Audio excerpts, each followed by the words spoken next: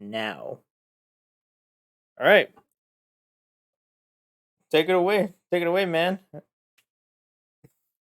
What is up, guys? Welcome back to the second episode of the Splatoon 3 podcast segment. Or usually now it's been pretty much a couple months since the game's been out, so hope you Almost guys two. are still kind of enjoying the game and having fun out there and getting prepared for the Pokemon Splatfest this weekend. And Yep. hopefully you get to see what's your favorite Pokemon and your teams as well. So I wish you all best of luck and hope it goes well for all of you. Yeah. Yeah. So so yeah. How this episode is gonna plan? Igneous, my friend over here. He was going on a rant. I believe was it yesterday that he kept Yes, getting. it was They had, actually late.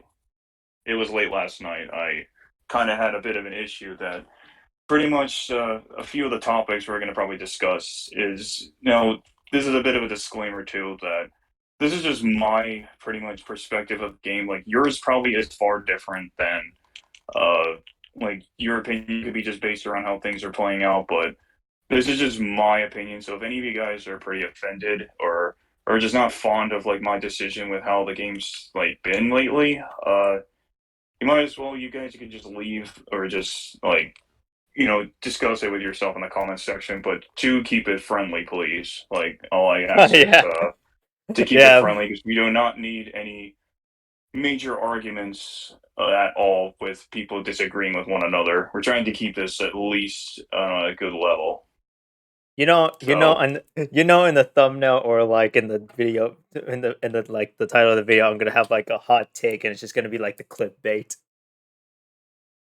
but That's what just this gonna. also kind of basically the podcast is just going to be my review of Splatoon 3 so far because again we don't know what season 2 update's going to bring, but this is just a big review of kind of you could say the beginning arc of this game entirely. So do not take this personally, but yeah, Yeah. let's definitely jump into some of the subjects I want to go over. All right, where you want to go over first? First, by the way. So for starters is the story mode. I have my reasons about the story mode that, like we'll just get into the good stuff first and then we'll Yeah, go yeah, over yeah. like Let's some do of it. my Yeah, yeah, experiences.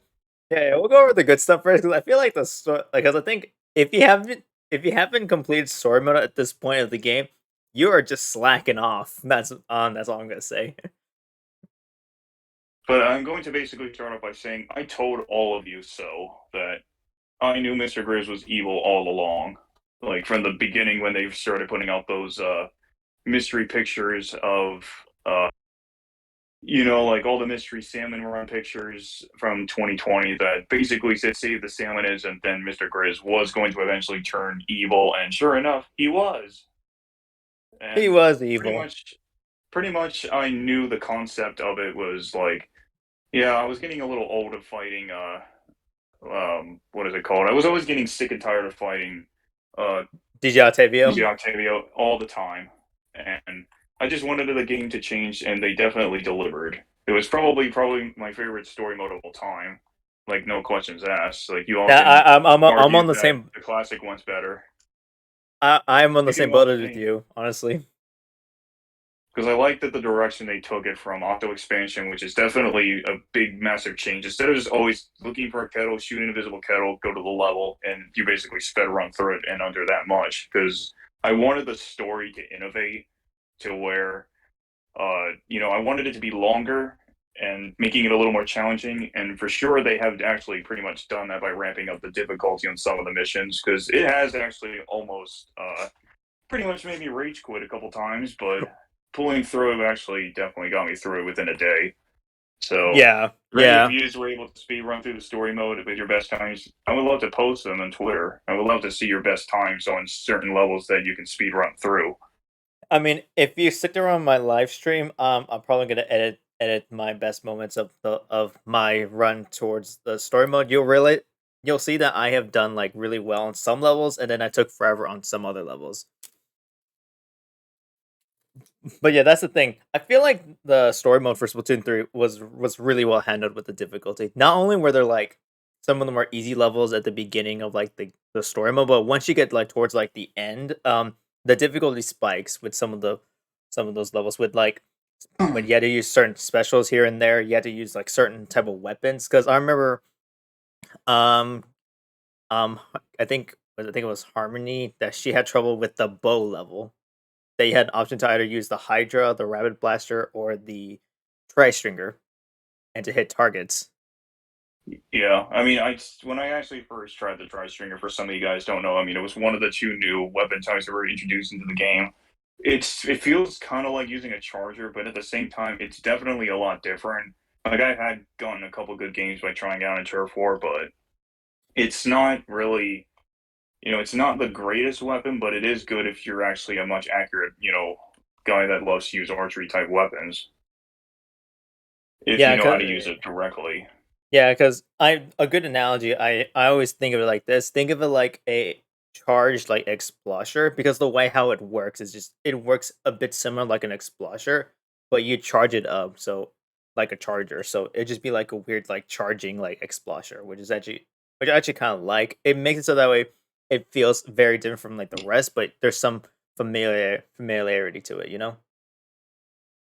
That is correct, yeah. But my issues, again, same thing with the stringer, is that it does take a while for you to like line up your shot, especially with the charge shot. I mean, I don't really have a problem with it, but sometimes it can be pretty annoying to figure out at times. But all in all, the weapon's not bad. I just think it could be better at the same time. But I don't really have much to say about the stringer. I just think it could be maybe getting a slight buff, but I doubt in potentially the season two update. But you guys can, say that in the comments about it. But I don't know. Something about the stringer just doesn't suit my gameplay style.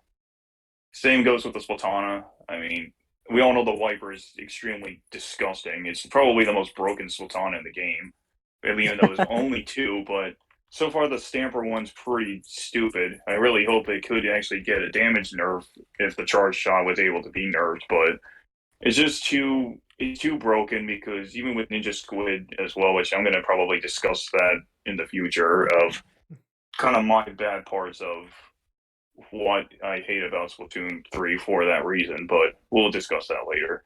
We'll discuss But that later. far, Yeah. but so far it's a good weapon, but I just don't think it suits me either. So all in all, I don't really think I have much to say about the Splatana or the Stringer at all. So you guys like them, and that's okay. But it's just for my gameplay, I don't use them. Yeah. But for multiplayer though, I do like the fact I definitely loving the new way of doing ranked modes, especially because now that they changed it completely up, I do like the Oh, fact that yeah, participation is definitely. what I really like the most. That the medals give you additional points for each time you also win to stack up. Yeah. And that's like probably the best change they've ever made for ranked, making me want to keep getting motivated to keep playing ranked, even if I keep losing. But it has definitely helped me throughout the entirety of ranking up because, as you guys know, I'm already at S, but I am getting closer to S plus. I just need about almost 200 something points left, and then I'll finally be there. But it's still going to take me some time. It's just because I don't like being up against competitive players. I'll discuss that later about a lot of things, but we'll get to that in just a few. We'll get that But just all in yeah. all, Anarchy is like probably starting to become slowly my favorite of the ranked modes of the last two games of all time. But Uh, it's nothing really much to say about Anarchy. It's just a great mode. I love the way they score things, and it's not based on like how good or bad you do. It's just pretty much it's basically your performance overall for what you've done throughout your gameplay, getting the medals, and also trying to get the wins as much as you can, so it helps you um, basically get the many points you need to reach your next rank, which is very helpful, especially with the data transfer. If you guys have Splatoon 2 and do your data transfer, you can easily start off at like a B minus. a rank higher at Yeah, B maybe B minus. or A, depending if you're already at X rank from I'm Splatoon 2. well. I can vouch for that. I data transferred from my thing from because I was an X rank player. You start off. Everyone starts off at B minus if you have the data transfer. It's only if Yes, you're that is if true. yeah. So if only it doesn't work if you're under B. If you're under B rank in Splatoon 2, you'll just be with the C plus player with C and C minus, like all the C players. Like you'll just be Yeah, starting out. So it makes sense that they had that weird like thing that's like, oh, we're gonna balance it here so that way all the B rank players who were in B rank players in Splatoon 2 go to the C rank players so that they won't feel out of nowhere, and then like all the people who are above that would challenge the others. yes, that's true. But I mean, for open too, I like the concept of open. That it's one whole battle, but I think it's a mode that's mostly designed for friends, and I can agree with that. Yeah, Like yeah, yeah.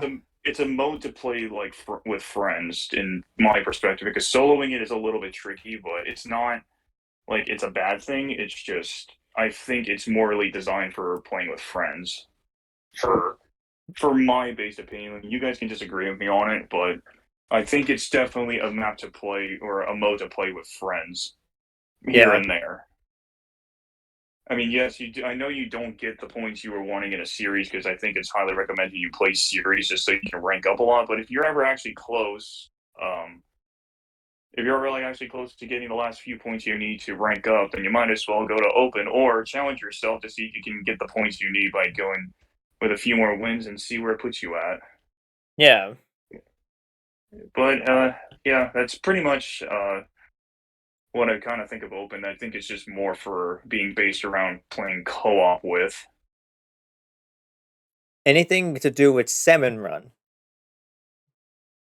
I definitely like the fact they added more bosses. Salmon Run, I think this Salmon Run probably is probably the more fun and most enjoyable one I could ever play than Splatoon 2's one because the egg throw mechanic is definitely useful. Love the That egg throw yeah, mechanic. yeah, the ectochem mechanic is so helpful.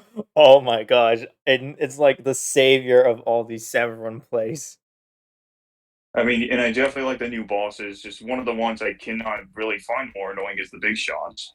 Big shot, Yes, I yeah. know all you Spamton people. I get it. Yes, I know. They named it after Spamton. I understand that. But all in all, I don't really, like I said, just they are the most annoying. But if you just know what you're doing with your team, you can easily find out where they're at and then get them kill them. But it's just something I never really took into consideration with them.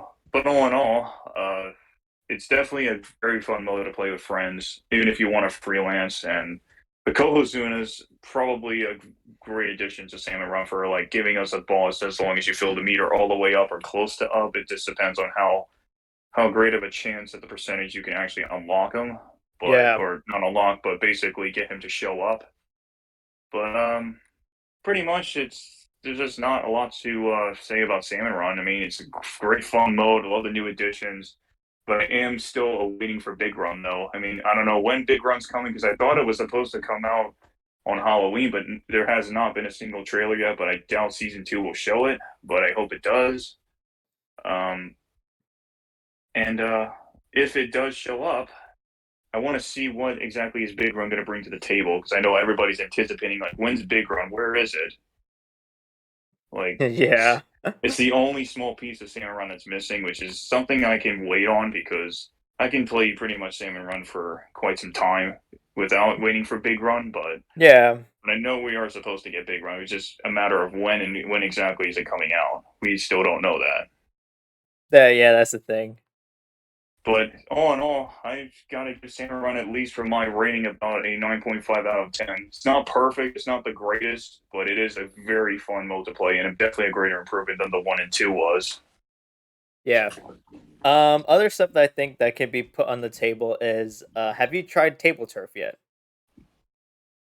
I actually have. And my personal take on table turf is yes. If you're a fan of Tetris, then yeah, you'll still love this mode. But it's not. It's not. It's a mode that like the only thing I wish would be added is basically online matches that you can fight other people around the square and actually have cards of their own you can actually play against. That I can agree because like table turf, like while on its own, it's a really fun mode and facing all the AI, and all the AI have like different strategies based on how offensive their cards are. It's just interesting to see how other players play them because every time I watch like people who play table turf, like for their streams or videos. It's interesting to see what kind of strategies they have. Yeah, and I wish the one thing I want them to also do is like I wish the XP gain for each time you unlock a new challenger should be higher instead of the same number based on what level they are. That yeah, I Like feel for yeah. each like probably for every each I guess character you unlock as you level up, you should actually get like maybe a few maybe 25 to additional 50 points like added to like the base score of 100 if you win the fight or you still get like the same amount of points even if you lose. Like just something to help you level up faster, even if you're trying to get the secret rewards in table turf. Because I feel like it takes way too long. It's because the grind's just really tedious to get to 30 if you're trying to get that special table turf emo. But Yeah, the it's grind is just annoying. it's just they need to increase the points that you need to level up in table turf. Is all I have to say about it. But Yeah. it's not a bad mode. It's just that's just the one thing they need is co-op at least, or at least like an online match play. They should have. That'll make table turf a lot more interesting in the long run. But all in all, I don't have a say in it, and I do like the fact that the characters say different dialogues whether you win or lose, but don't actually like ask too much of you. But it's just harder to actually get the cards you want to build the perfect deck to beat them all the time. Yeah, that's the only issue I have. It's like, God, I have to face so many of these. I gotta do the roulette, or just I gotta level up to a certain level in order to get a pack of cards, and even then, I don't think it's enough at that point. You know? But anywho's table turf probably for my rating, I'd probably at least give it about maybe about an 8.5 for me. It's not the best mode, not the best, not my entirety of what I would keep playing a day. It's just if I'm bored, I will play it, sure, but it's just not fun to do alone. Is the only problem I just have. It's just if co-op's added eventually, maybe in season two, then uh, that'll definitely make me want to keep playing table turf much more. Yeah, So, and for Turf Wars and other multiplayer modes, I'd still give it about a 9.5 for me. Still the same as always, but could be better yeah. if they Um, also have a new mode. yeah. What other aspects can I think of? Um, the shops. How do you feel about the Harmony, shops in the game, though? In the game, I do like Harmony Shop. It's a good idea, but it's just I'm not paying all those coins for the most expensive stuff. But whether you want to actually use it on the gotcha machine, which I'll get into later, but yeah, we'll get into that her later. shop is probably the most expensive of the other classic shops for gear wise, but because there are some things I still want to get that's like gold stuff, like golden stuff you can put on your lockers, which is a good addition for the lockers, but the prices I wish would be lowered for certain things you want to get. Yeah, yeah, I can see that. Yeah, I But like that the. a lot of times I I actually do will. like Harmony Yeah. as a character because she's kind of like this nerdy type like kind of person with the droll like effect, which yes I know you people could say that she is a nerd, but she might be a nerd. She might be a nerd. Well, I mean, it's canonical that she was in Splatoon 1. To be So, fair, I suppose she was. yeah, Even though I yeah, think I never played Splatoon 1, but if yeah, I did people see her then. yeah, people keep forgetting that Harmony was in technically in Splatoon 1 as one of the old band members. I forgot which band she was in, but people keep saying like, "Oh my gosh, she's like 14 or 12 or what the fuck." And I'm like, "Okay, if you take account that Splatoon that Nogami said that Splatoon grows with you from the games, then technically Harmony should be like at her like early 20s at this point if she was 14 by the time Splatoon 1 was airing." Now I can understand that people don't really like her, but she's an interesting character, and I never met her before. But she is Yeah. quite a nice, interesting addition to the game's like history. Yeah. So And all in that all, Harmony Shop could be a little better with prices, but everything else, it was actually pretty damn good. I gotta say though, Sheldon Shop, they changed it so much, and I actually kind of love it. I do like the fact the currency with not using coins like gives it a good reason. It's like, yeah, what's the point of having all nines across the board for coins if you don't know what else to use them for? But now you actually got shouting licenses. Great addition. You can For me, like you it's can just yeah, because like even if you max out all the license, once like the newer seasons come around and there's new weapons, you're guaranteed to get all the new weapons with all the licenses that you gun that you built up over time.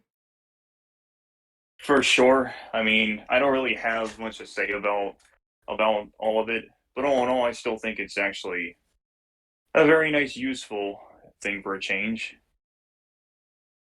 And also, I feel like the clothing shops, like the hat shop, the shoe shop, and the shirt shop, they changed so much. Now we actually have a purpose to spend all of our coins on is to max out our stars. Yeah, I mean, some of you may know I've been maining Hero Shot since the beginning of the game. Probably one of my favorite weapons of all time until the new update comes. If there's a better kit for a certain shooter type weapon, but that'll just come in future time. But we'll see how that goes. That But coming all in in a all, future time. I don't really have like much say in the specials, but I'll get into the bad parts of that later. Okay. But all in all, I don't really know what to say to the weapon. So I mean, I love the hero shot. And Zep, I hope they bring the 89 back. That's all I can say. But I'll still use it every single chance I get with Tacticooler. Yeah. So, so in my opinion, it's not bad. Could just be maybe just not a bad kit. If it just had maybe splat bombs, it would have been more powerful. But I could see why they put suction bombs as a kit for it. I'll add this little thing here for the people who think that it's pointless to have the shops have like that option for you to do all the stars. That is useful. Excuse me. That is useful for like the future of the game once all the updates have been rolled around. Because think of it this way: people are gonna play the game like there's gonna be some people and like you probably know a few people that's gonna keep playing this game over and over and over and over, and they're gonna have like the maximum amount of coins by that time. What are they gonna do with the coins? Scrub gear? That's to be boring. Making sure all the shirts have like the 5 stars so that way you can get chunks faster. That is something that people can do. And that's why I think they have it at so their prices are so high so that way if you do ever play this game past the updates, you'll have stuff to do to spend your money with instead of just like maxing it out like how a lot of players did in Splatoon 2. Correct. So But yeah, but yeah, I can see where people might think that it's not useful now, but later it is going to be useful for those players who are really playing this game a lot past the updates. yeah, it's going to take some time to figure that out. But all in all, we'll just have to wait until season two shows itself to Yeah, show us what exactly they're going to bring. yeah, I think that's all we can think about. I mean, there's the lobby, but there's some things in the lobby that might be mixed with the Like bad stuff, Splatsville, I right? really like because it's big. I mean, you've probably already seen it from the Splatfest World Premiere. It's definitely Oh very yeah, ginormous. I love the way the layout is because it's not like a small one section part like Ingopolis was, but Splatsville I think is probably my favorite lobby, uh, pretty much open world lobby of all time. No yeah, questions asked about it. yeah. I feel like I meant like the lobby that you enter like the battle lobby where you like do all the roulette, the loggers and mess, and the testing range. Which well, I think that might be mixed with your bad review because there's some things in there that could be a bit that could be fixed. Yeah, I agree. I definitely like the firing range. Definitely a great addition. So you don't actually have to go to the firing range separately to actually do what you have to do, in my opinion. Yeah. All But right. yeah, that's all I got. All So right. now here comes the worst part for All everything, right. and why I've actually had the main reason why I think I'm like starting to get a little bit displeased with how the game's been lately. Now, you guys, like I said before, you guys can like argue with him about it, but do keep it friendly. That's all I ask. All we ask is just keep it PG, and we're all good. Splatoon 3 is slowly starting to become probably one of the most broken games that I probably would ever play. No, I'm not kidding. you think that Nintendo actually was gonna actually like make this like not really like the game how it was supposed to be, but it's not even supposed to be that. Like everything I've seen with like gameplay wise, from like the terrible glitches to probably the numerous amount of lag that's just been going on in every single lobby. But that's not how Splatoon is. Like, why is it so impossible to keep looking for a lobby for every single match you're trying to find? Then all of a sudden, after 5 seconds, it just com errors on you. Like, it's not even that difficult to get a lobby in, because Splatoon 2 never did that. It just always would find a lobby like normally, even if the timer does go down. But it still doesn't com error on you. It automatically puts you in a new lobby. Like Splatoon 3 doesn't do that. I mean, why is it that hard to even actually make it so, you know, like it's just stupid, dude. It doesn't make any sense. Like, why would Nintendo get rid of something that's just so simple to do to, like, I don't know, just say not enough players and then just continue to search for another game? Like, that should not happen. Like, I don't really see why that's so hard to, like, make it, literally just make it so horrible. Like, this isn't how the game's supposed to be. It's literally the best series of all time that Nintendo's been running, and they're slowly, like, making it worse. And I've already seen how much the game's, like, starting to slowly deteriorate. Because even when the servers were crashing, they still would never even fix those servers at all. So, like, I don't know what else to say to that. Like, it's just horrible. Like, I got no words of how bad it is at all. And like, I've never seen a game like be this unstable and like actually not even be able to actually fix the lag. Because every game I've been into for the past couple days just constantly lags all the time. And, like, that shouldn't even actually even happen. Even after you even get a single kill, it still lags on you all the time. Because I've never actually seen a game like be this bad like in my entire life. Yeah, cause Like like, cause like, cause don't you play like Call of Duty, like Warzone a lot? if you people did play Warzone at times, then you would actually understand how exactly the game was programmed. And like that's how exactly the game was when it first like released all the broken stuff, but this is even worse than that. Yeah, cause yeah, I can vouch for this. I remember when I was playing like whatchamacallit, like even like Splatoon 2 or even like in Splatoon 1, it had that weird thing where like it's a weird thing that's like the shooters had like a weird like lag into it too. It's not as bad when I played like Call of Duty or Overwatch on my Xbox earlier, and I was having fun with those games because like there's basically no lag because there's dedicated servers for those kind of things, so that if you disconnect, it's only just you and everyone else should just be fine. But with this though, with this like with all three games of Splatoon, it's more dependent on your connection. So like if you lag, everyone else can see the lag, and thus it all like affects them. So it's more of like it's more of like an unbalanced like thing to those things to the lobbies. Like how it's like this is one of the things that I just have an extreme issue with is like why is it so difficult? Because literally for the past like two updates they've already done after version 1.0, they say in the patch notes that they were actually going to fix like for starters. Okay, well I'm not even going to go into like the discussion about the netcode because that's even worse than you think it is.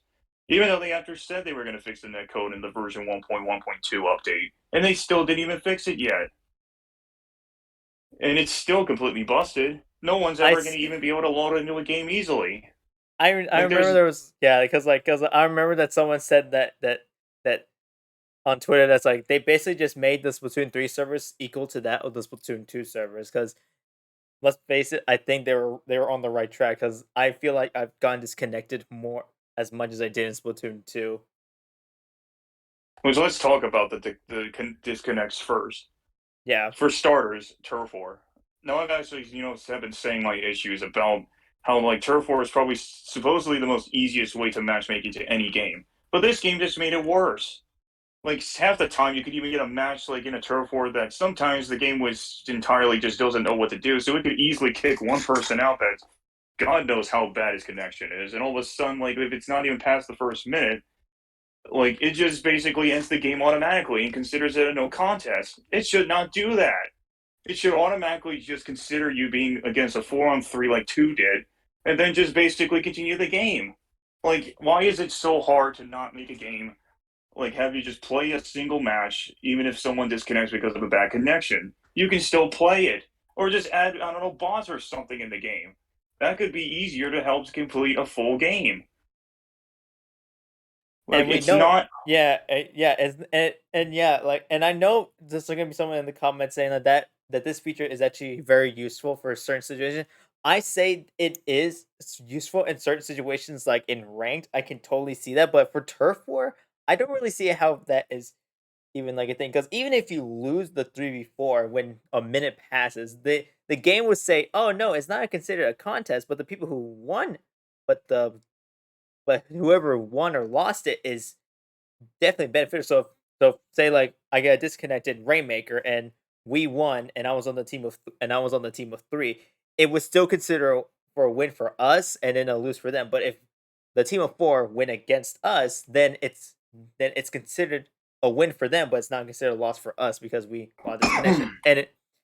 And I can totally see that, but like at the same time, it's just like why in the first minute just do that and just declare it a no contest to the losers? That way they don't get a punishment. Like, that shouldn't even be happening in ranked mode. Because there was actually, in case you guys didn't know, in version 1.1.1, there was still a particular glitch in the game where sometimes in the game that you basically end up like if you basically win your ranked match, like you get basically get the victory, but for some reason the game thinks that it counts as a loss, which that should not happen. And for whatever reason, they count it as a loss despite you actually winning the game. That should not do that. You should automatically be getting the victory and then move on to the next match to try to proceed to get your points quicker so you can get your rank quicker. But the game doesn't do that because it doesn't know what to do. It obviously freaks out and it obviously gets the coding wrong. They didn't program it that way. Like, that's what makes people get demotivated to keep doing the ranked modes because of that particular glitch. Which probably, if you guys probably have seen this, I'll probably have may have patched it in the last update, or probably might patch it in season 2. But we don't even know for sure when that'll be, and the glitch could still be going on. So, like, what are you telling me? Like, there's no victory? Like, what's that? I mean, it's Yeah, not hard to get that kind of a match like easy victory, but no, it's just like the game just says no. It gives you the hand and basically sticks it up your you know what, and then tells you that it doesn't count. Like, that just makes you want to like just basically uninstall the game. And I wouldn't blame people for that. Because that's just how bad the game just is with that kind of particular glitch. That's just how bad it makes you look for ranked mode because you think you did something wrong, but really it's the game's fault. It's not your connection, it's the damn game's netcode. Ugh. It's just so stupid with that kind of particular glitch, and I cannot understand why it's so hard to fix it. and Like, if and Nintendo can fix it, why is it that hard to understand it? I and don't and know. okay, and to put into perspective, we're not doing this as like in a spite like we're sending data to the developers. No, we're not gonna do that. We're not game developers either, but I would assume that it wouldn't be that difficult to implement since there's like dozens, and I mean dozens of other games on the Switch that have dedicated servers and have better netcode. It's just like why is it only Splatoon that has this issue? So how could you screw up the net code? Like, how could you screw up the net code like that easily, making it so harder to not just not get into a decent match, but also like make it so that you can't even stay in the lobby past a minute? It should not do that. Like Like, like at there's all. like It should not do that. like I feel like Smash Pokemon, and I feel so bad, and I feel disgusted just saying that Pokemon had a better netcode because at least with Pokemon, if you get into a battle or trade with someone, the connection has a better lining, and if you disconnect, it ends the match, sure, but at least it ends the match in a way that's like, hey, look, this person left, so they will automatically, and it said they forfeited, so they will lose points and you will gain points and all that mess. And it makes it so that the system is kind of fair and balanced in a way that's like, okay, so if you continue playing And if you have a bad connection, then that's not your fault. It's just just your damn connection just being the fucking issue. But at the same time, it's like, why is this the only problem with Splatoon? Every other Nintendo game that has online has either have fixed an issue with the netcode from their previous games, or they perfected the netcode from their first games and they just copy and pasted it from into their sequels, which is like, why? Why? I mean, this is just probably the most stupidest way I've ever seen them actually make the game. Like, is it hard to not fix a simple problem? I mean, really? Like, this is like every single day. Like, I'm trying to have a good time playing Splatoon, but this game is slowly making me lose my interest because if they keep this up, even with the Splatfest, and you damn well know the servers are going to break easily when the Splatfest starts. So don't even go into details about that, Yeah, people. 100%. I know the Slapfest servers are gonna fucking kill, are gonna freaking die at that point. Because if you've been in previous Splatfest, you would know that it's almost impossible to get into a tricolor turf war. It's Which insane. that's another problem we're going to start with right now. If you Okay, guys cool. recall the last Splatfest with the Deserted Island Splatfest with Gear, Grub, and Fun, yeah, they basically destroyed Tricolor because we all know that everyone was like, "Oh, it's too hard to find one." Like, really? It was way more easier to play Tricolor in the world premiere, but that was also because it was nearly impossible to get into a regular battle because they programmed it wrongfully. Because everybody just only wanted normal battles, which I can understand. But they didn't like Tricolor because of the fact it was always constant. So that what do? They basically make it impossible for like basically flip the switch to now make you not even actually get into a tricolor because there's a rare chance. Why And would you even switch that? and I would say Like why even would you switch it from the beta to the real game?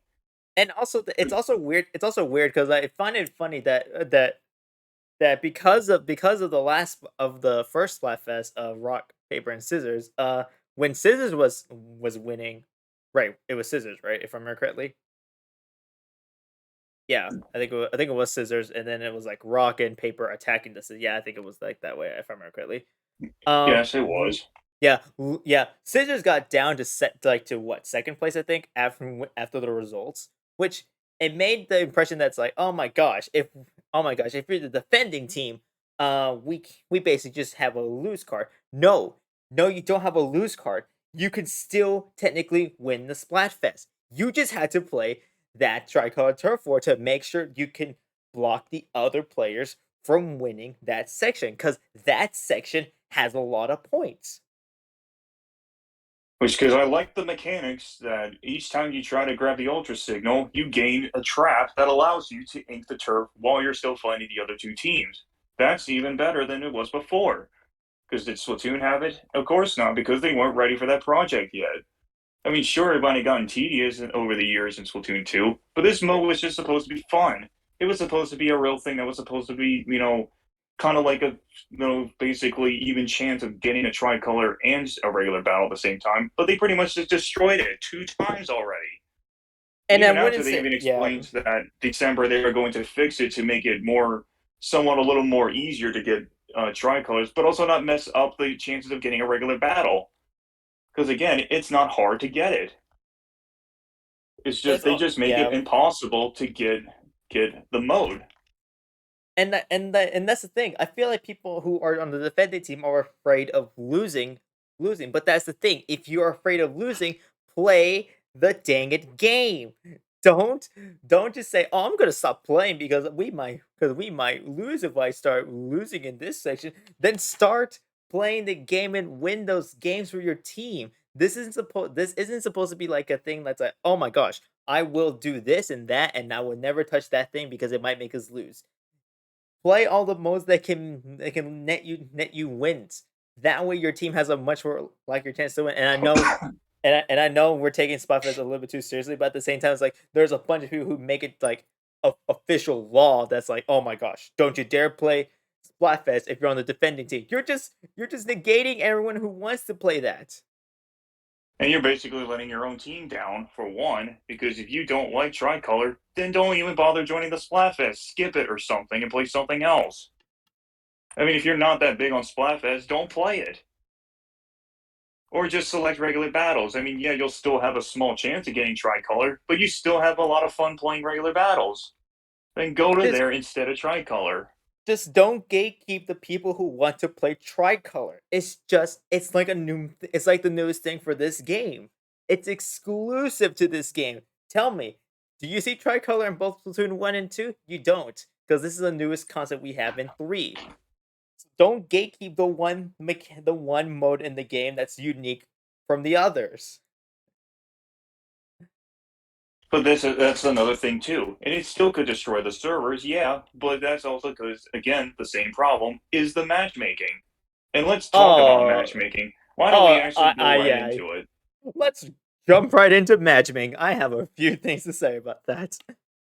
And you know what? Because this is your kind of centric thing, you go first. My centric thing on matchmaking, because okay, with me, I feel like matchmaking in this game. I will say this: it is a little bit. It's not as like as. It's a bit more balanced. I say a bit. I say a little bit more balanced from Splatoon 1 and 2, but at the same time, this matchmaking is a lot more trickier than most people give it credit to. Once you, because here's the thing, I'm in rank S plus 11 up until this point of this recording of the podcast. And I might be close to S plus 12, 13, or wherever the hell I'm at after this, when the season ends. But here's the thing. Once you reach S plus 10, the matchmaking beyond that point is almost in proportional to how good you are in the game. Because apparently, you can get matched up to the S plus 10 to the S plus 50 players. That is a humongous gap of skill. A humongous gap. That's like if you're putting an S plus 0 player in Splatoon 2 into X rank. And not just like normal X rank, like the 2000 point area. I'm talking like almost near to the 2500s area. That where all the pros are at. That is insane. And even in open is almost as unfair because in Anarchy Open, the matchmaking is mixed. It's mixed between like, oh, you get either the S plus players, A players, B players, or C players together in one team, and then just have S plus players all on the other team. It's just like it's like a weird matchmaking, and you can get some random combinations of the most complicated comps ever. Like you might get like a good comp that's like good for a mode. That's fun. That's fine enough. But maybe the next match you'll get the most absolutely dirt crap one, and it's not fair at all. I understand that Nintendo said that they were gonna make this Anarchy almost similar to Splatoon 1, and I think they succeeded in the ranking system, but I don't think they succeeded in the matchmaking system. While the ranking system is very similar to what it was in Splatoon 1, it's the matchmaking it's just as broken. It's just broken or more broken or as broken as Splatoon 1's matchmaking.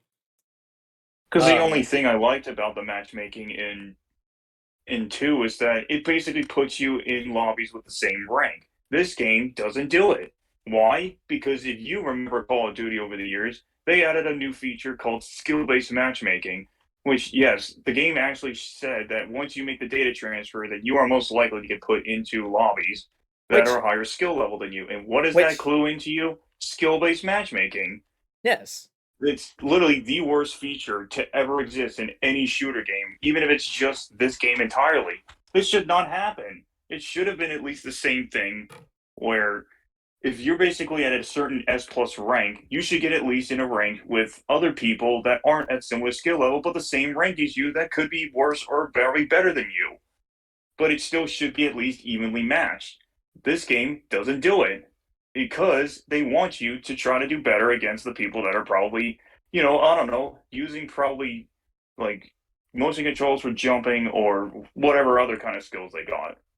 But Yeah. this game just takes it to the extreme, and I cannot and I will not stand for skill based matchmaking in any shooter game anymore.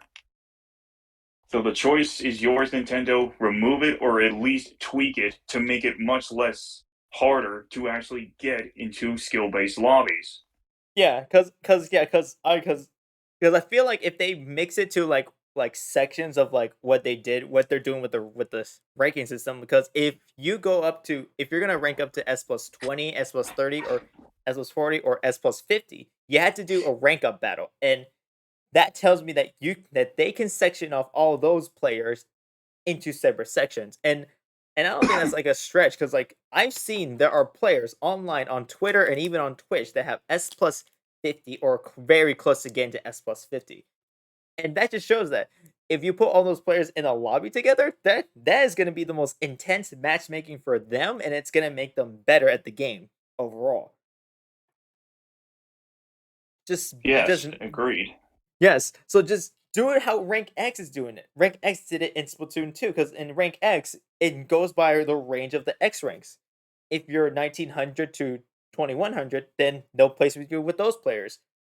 2200 to 2300, it matches with those players. And then 24, 25, and so on and so forth until you get to the top of the X ranks, where you get to the top 500 players, which are kind of insane at this game. Yeah, it's just not correct. It's just not at all. Just don't, but the system they had it for now for S plus 10 to S plus 50 players to be in a lobby together, that is just the most broken matchmaking ever, if not it is a broken thing. Because I failed like three, almost like two times trying to get to S plus 10, and that was because I was ranking up with players that had like S plus 10 and higher. So it was difficult. It was a humongous far cry between like S plus 0 to S plus 9. It was a far cry. Which let's talk about rank up battles because I have many things to say about it. About not just with the matchmaking of rank up battles, but everybody knows it's the new mechanic introduced, but that each time if you pretty much are about to reach the next lettered rank level, which yeah, I can honestly understand that, but the game entirely kicks it up to where, oh yeah, once you enter a rank up battle, now you have to really push yourself to the limit to only get 3 wins. Like, what's the point of getting only 3 wins and you still get 3 strikes and you're finished? Like, there's just no point into worrying about how it goes. You should just easily just get like I don't know, just 5 wins again. But also, if you get higher wins, like if you maybe get 1 win higher, you should technically still rank up like no matter what. But no, you have to win 3 straight wins without losing, or at least without losing 3 times to actually reach your next rank. Because if you don't, they take your points away, the same amount you get for putting into your next, basically going into your next, like next set of series. Like that should not happen. That should just allow you to keep the points you have. But even if you lose the points to pay for the rank up battle, you should still technically try it again. Like basically give you the option is like you get maybe 2 tries and then you get one more try to rank up again. And that should actually be the easiest thing to do. The game doesn't do that. It basically makes you basically have a one and done situation that if you lose all 3, say bye bye to the rank up battle because you have to basically get the points back again to reach it. The game should not do that. It just really makes it impossible and unfair to the people that want to get to a higher rank. But instead, they just basically give you the finger in your face and say, "Hey, buddy, you guys should try." No, you're done. You just lost all 3 of your battles and lost the points you had. Now you have to regain it back over and over and over. It could be infinite because you probably could never get your rank back, or probably never get to the point where you need to rank up. Because why? Because the matchmaking. Because people play and try their hearts out to try to win. This isn't how the game's supposed to be. The matchmaking should be balanced and literally just be the same way as it should be. And literally, they make it harder and harder and harder. Because I've had many situations in every game I had that I was literally 2-2 for each win and loss for 2-2. And then literally, sometimes the randos could screw you over until the mid game match makes the comeback and you still win. Why? Because they still make it harder. I don't understand why it's so hard to literally get put on a good team of randos in the beginning and then all of a sudden you do terrible to literally lose to and put you on the brink of basically putting basically 50-50 chance to win the final game to either win or you lose. But half the time, I've literally won a lot of the rank up battles, especially. It wasn't easy, but I managed to at least rank up quicker. but they just don't do that. This is the one problem I have with a game like this is just for that. I don't understand why it's so hard to get shitty teammates and literally uh make it even more impossible to try and just make the game balanced for matchmaking in rank up battles so you actually might have a chance to show off your skill and also try to get wins easily with better teammates. But they're practically clueless and people just don't get it. So this is my issue with it completely. It's just that particular reason. I will never understand it, but this is just basically the biggest rant I would ever have for rank up battles. It's just the matchmaking is horrible. They need to fix it, and the teammates for matchmaking need to be better, or at least be on the exact same skill level as you are, so you actually have a higher chance of winning. Why? I don't know, because I don't have all the answers to it all, but it sure would help. It would really help But the RNG. It would really help it a lot. Unlike the capsule machine. so I Let's talk about the capsule machine, shall we? Because that just leads to a perfect segue to the RNG. Yeah, why don't we actually go over the biggest problem is the gotcha machine? That Why don't machine. we go over the biggest issue with why I think this game is probably not where it was supposed to be at? Now, I can understand, like, if you guys are mobile people or have ever played a different gotcha game, then this is probably one of the biggest things you would know. Everybody knows that gotcha games are pay to win, no matter what you do. I mean, yeah, if you're free to play, don't ever do, like, particular summons on, RPG games that actually have character banners or, for characters you want. Just basically grind the game. It's just that simple. This game takes it in a different direction because it actually has something useful for coins. What would that be, you ask? The capsules.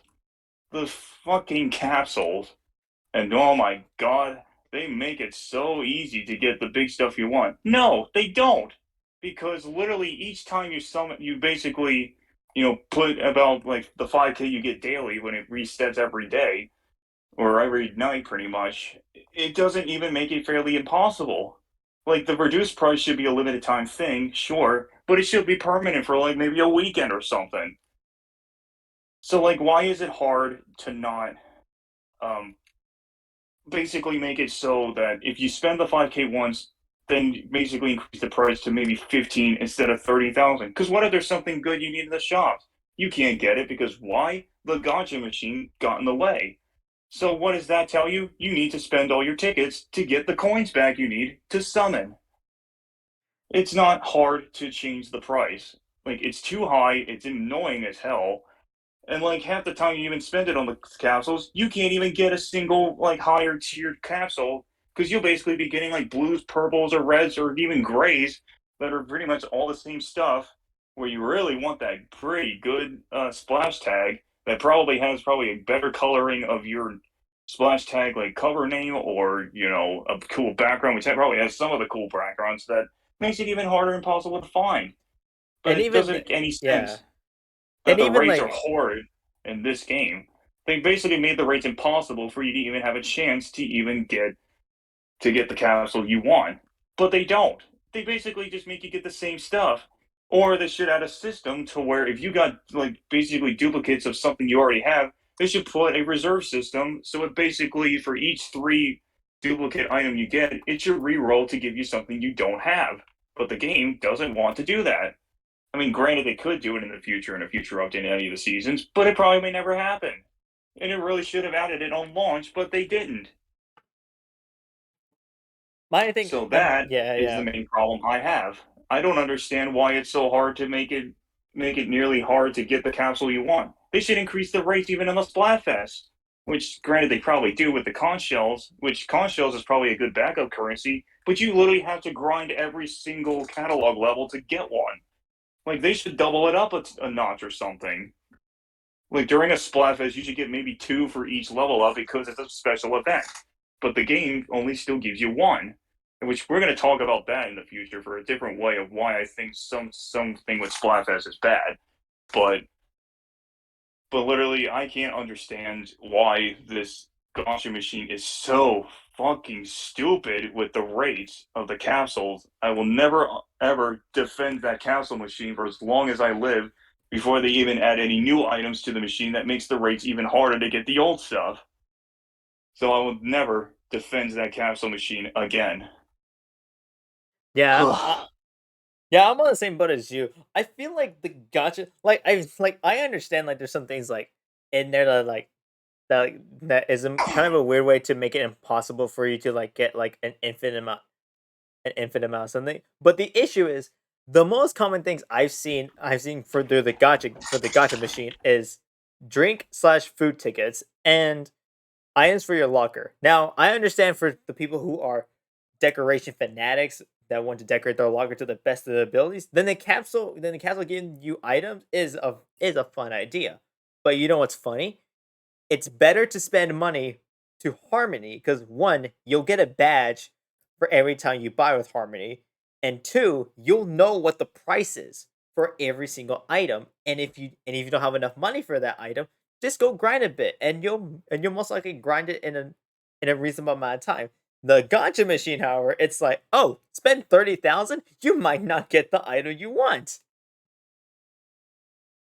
And not only that, it doesn't even have a percentage system for basically what the drop rates could be. Every You gacha game always has a menu. Yeah, in order for you to do that, you have to go look it up online. You can't look it up at the game, and it's a weird thing. I feel like they should have done that like in the game because it would show you like, oh, you can do this. And even for Splatfest, I think they could have increased the rates for certain items and shit for the gotcha machine during Splatfest because that'll give more players to say, okay, maybe I'll have a better chance of getting items I want from the gotcha machine during Splatfest, which sounds like a good idea. Sounds like a good idea, but no, they're just like conch shells, and it's the same rate as the coins. So, in a sense, what is going on? What are you doing with a gotcha machine, Nintendo? You perfect a gotcha machine in Fire Emblem Heroes. How the hell did you mess one and that's in a online game that you don't spend any real money on? In a, how did you mess that up? Like, how could you fuck up the gacha machine? How could you fuck up the netcode still, like, literally just makes it nearly impossible for rank up battles? Like, how is it hard to not fix those issues, Nintendo? Why? Like, it's really the most simplest of things. And just add basically a rate menu to show you in the gacha machine that it basically will show what's the percentage chances of you getting at least one of the gold. Well, people have been saying there's gold things, but I think it's just a red, but it has like sparkles around that represents a heroic version of it. But like you should at least just add that in there so it makes it easier for people that use the coins to try to summon for something or basically open a capsule and get something basically almost every day. Yeah. But do you really show it? No. Because that's your fault for not putting it in the first place. So I Yeah. basically blame them for it for that reason. And also, let's go back on the tickets part because I think we just spilled out all the mess we have about the gotcha machine. Let's go to the tickets, to the food/drink tickets. Do you have anything bad about those at all? I mean, honestly, I've already said my piece about why I fucking hate the gacha machines. Like, basically, it's raids. Like, it's. I still like the machine. It's just that's the reason I don't like about the gacha machine. It's just it's dummy rates of why it's impossible to get what you want. But the most common thing with the tickets, it's not annoying. I could sure use them. I just don't like getting the same exact one every time I actually spend coins on because it's such a waste. I feel like It's literally the most hardest thing in the world to get, but it basically makes it too easy. They should at least make it another way to find another method because guess what? Splatoon 2, you had to get the tickets from Salmon Run, but it was at least the easiest thing to do. Because again, there was no other way to get the tickets in 2. There sure as hell ain't no other way to get it in 3 because they basically removed it from Salmon Run and moved it to the Gotcha machine. I feel like they should put it back in Salmon Run in case you need more tickets, and it'll but they give you don't. and it's yeah, and it'll give you and I'll double back on that. It'll give you an incentive to play more Salmon Run. Thus you'll have more time with Salmon Run, and thus you might have great chance to get the scales, which I feel like we'll get to the scales soon because the scales getting in Salmon Run is stupid. Anyway, Oh, I haven't um, gone. I haven't gone into detail about the skills, people. So to be prepared for that. Oh yeah, we'll be prepared for. Yeah, I think the people will be prepared for that soon. But I feel like they should. They should not make the tickets like the most common thing you should get in the machine. I get the items or lockers being common because at least like there's like I don't know, 100, almost 1,000 items, which it would make some lockers look really cool. Which I understand them being common because like hey, free decoration, not bad at all. But the tickets make them almost as rare as some of the items. That way you don't get as many. Because I have almost 30 tickets of every single ability in the game in Splatoon 3. I barely even had like 30. I barely even had 10 for each ticket in Splatoon 2 when I was doing Salmon Run. And that was when I was doing Salmon Run almost religiously. Now I That's know the what you're thing. all thinking, but Phantom or Ignis or whatever you want to call it in Lalo, but it makes it nearly impossible for like trying to get the tickets. So it's best to always grind it from the gotcha machine. I don't care. I don't care. It's still stupid. Like it's literally the most stupidest thing ever. I don't care. And even if you want to argue about the tickets, here's the thing: the ticket system and the ability system in this game is way different than in Splatoon 2, which I think we'll get to that soon because I have something to say about the ability system, which is a bit more broken. But I digress. But God, the drink tickets and the food tickets just made the gacha machine just the most annoying chore ever. And the worst part about the drink tickets, they don't even give you the ability you want across the board for the three sub abilities because they don't even do anything like half the time. I mean, granted, I know if you're like one of those guys, then yeah, you better hope you got the luck there. But it doesn't barely give it to you because that last slot always has a much decreased chance of you getting a trifecta of the same ability. But it doesn't do it for you, and that's the issue I have with those drink tickets. And I never will ever use them. I don't care if I get 99 of every single one because I'd rather just spread down the chunks. Which I Yeah, mean, granted, yeah, I mean the gotcha machine you do probably could get chunks, but you could just get it in Salmon Run with the same duplicate items, or at least the same and duplicate gear pieces, because it's easier to farm it that way. even I understand like getting chunks from the gacha machine. I say that's okay. I wouldn't say that's the greatest thing, but I say it's okay because yes, grinding against everyone to get specific chunks is a bit of a chore, but at least you'll have an idea what how many ability chunks you're getting because the game will show you how many abilities, how many stars each hat would be, or at least every single clothing in Splatoon 2 as well, and it will show you like, hey, you're getting these ability chunks if you want the ability chunks, which is a fun system. It game made sure that chunks is a lot more easier, and I will say this is the good thing about chunks in this game. Though this is probably the only good thing I'll say. Thank Christ they had it so it has the same effect as Splatoon 2 Splatfest T, where the more you play on the same clothing, you'll still get experience and you'll get the chunks falling off, like in Splatfest T in Splatoon 2, which thank God that makes it so that way chunk grinding is not as tedious as it was in Splatoon 2. Okay, yeah, that's only a small piece of thing I can agree on with it, how it was in two compared to this one.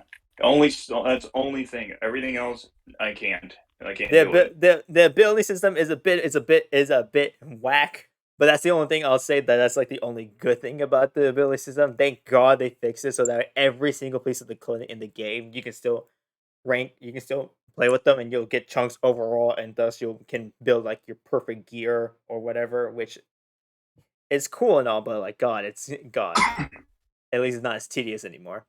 Which going into the chunks, let's talk about Merch's new system.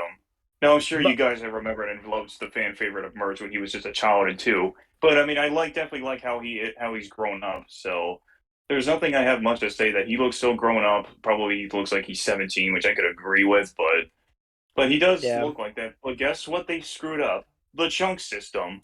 They basically doubled up the rates that if you wanted to change a main ability, you need three of every single other different chunks that are required to get that main ability that you need. Why? I don't know. Because they want to make it nearly impossible. Like it's yeah, not hard to make that even difficult to just lower the chunks. Now, granted, it's only useful for Splatfest because you only need six of those. No, make it for the other like ability chunks for all the other gear pieces. Not just like make it increase each time you go up a tier. It should not be that way. Like Yeah, I'm not gonna sit around and like have to get like 10 in the first one, 20 for the next one. Like I'm not gonna grind for that, and especially And 30 in the yeah, last one because don't even try to get that at all yeah, because I that could, just makes yeah, it really hard to even go higher and higher because that's going to basically prompt you to keep playing the game and you probably won't even get the chunks you are because the rates are terrible. I mean, why is it that you can't just decrease the amount you need? Like, just do like 5, 10, or 15. That way it makes it easier that way. But no, they just had to keep it the same way they did in the last two games, pretty much. pretty So, much. so And why is it that you guys have to make changing the main ability chunk for normal gear takes way more chunks than a Splatfest T main ability? Like, also, what? Are you going to yeah, tell me that when you release the Splatfest T replica, when the game is over in 2 more years, that oh, it's going to basically now have the same amount is required to get for basically a regular gear piece. Like, you're going to consider that? No, I better hope you don't do that because then I will never ever use chunks again. Even if it takes that long for good, I will never use chunks if it's going to just release the replica and doesn't do the same thing as regular Splatfest T's do. yeah. I Also, mean, it's just so yeah, idiotic. yeah. I also add this. If you do the math, if you want a like a gear like of like a perfect ability, like say run speed or swim speed or whatever the heck, and they're all like different gear. Like say you want swim speed on a certain shoe that has intensified action and like other abilities that's not swim speed. Um, in order for it to be a full swim speed, you had to make sure you spend up to almost 100 chunks because it's 45 for the main ability, 10, 20, and 30 for the sub abilities.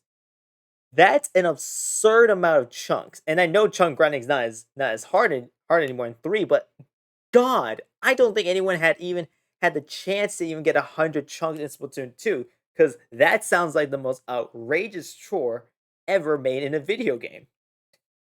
Grant, well, except for the Koroks, the 900 Korok seats in Breath of the Wild, but at least with that one, you it was optional because like, yeah, it's Korok seats. Which Only actually, get yeah, let's put class in session. Let's do the math of how much total chunks you need for every single piece of gear. And we're going to also include for every time you want to change a gear, like no matter what it is, at the same exact number that you want for it. Well, let's do a little math. How about we start with that? yeah. Let's start. I have a calculator on my computer. So why don't Okay. we take the 10 and add the 20 to the 30, but then basically let's add the three main ability chunks all together to see how much exactly it takes in pretty much in real game time of how much it'll take for you to actually get all of that to making it easier for you to how you say, I don't know, basically change the gears multiple times. It's just So an let's absurd put it thing, in. honestly. So you take the 50 and the 20, you put or 30 and the 20, you get 50, and then you add the 10, you basically have to do 60 total chunks just for the sub skills. But what does the other ones add? Basically nearly 100 of them. You need basically nearly 100 chunks in total, including changing them. So that could probably cap at probably say around 120, 130. That should be not even be a thing. That's one thing I do not get at all. Why you have to spend nearly 120 to 30 chunks just to change abilities or actually add them into that particular piece of gear. It should be lower than that. Like I don't understand how it's so hard to make it like that. I don't get it. They I mean, okay, it's and not also hard. yeah, and also how on earth did they make Super Sneeze Snails the most rarest item in this game? Oh yeah, let's talk about the sea snails because I got many problems with it completely. Okay, let's address the big elephant in the room. You cannot get them anymore by leveling up. That's that one change. That one little change just completely changes the entirety of the game. You know, can we actually talk about the snails? Because you remember how in 1 and 2, you always would go to Judd every time you level up. You get one free sea snail because again, the game doesn't can't give you sea snails unless it's during a Splatfest, which we all know that's the most common way to get them. But again, the first two games they actually give you a free snail. Because granted, I know it's going to take one season to make a change in your gear, but the game doesn't ever allow you to get them for free in three. Why? We don't know why they removed it. It should come back at some point where Judge should stop giving you advice, and then if you're about to reach the star levels, which they'll probably add in the future, probably by the time you're seeing this, it could be announced in season two. Uh, like it's possible, but at the same time, they removed it. Why? I don't know. It beats me to no end why they removed it, and they should have never removed it.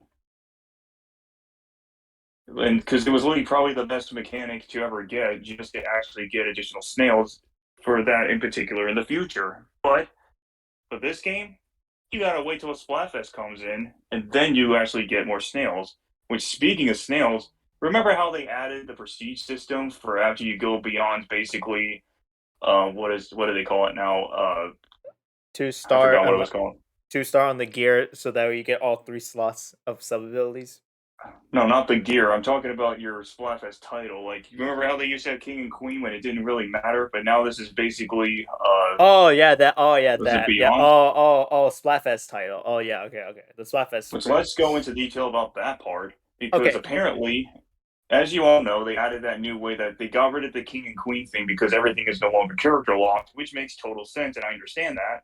But Understandable. what Like, but basically they added it also to where you can continue to keep leveling up past beyond the final Splatfest rank and continue to keep playing it.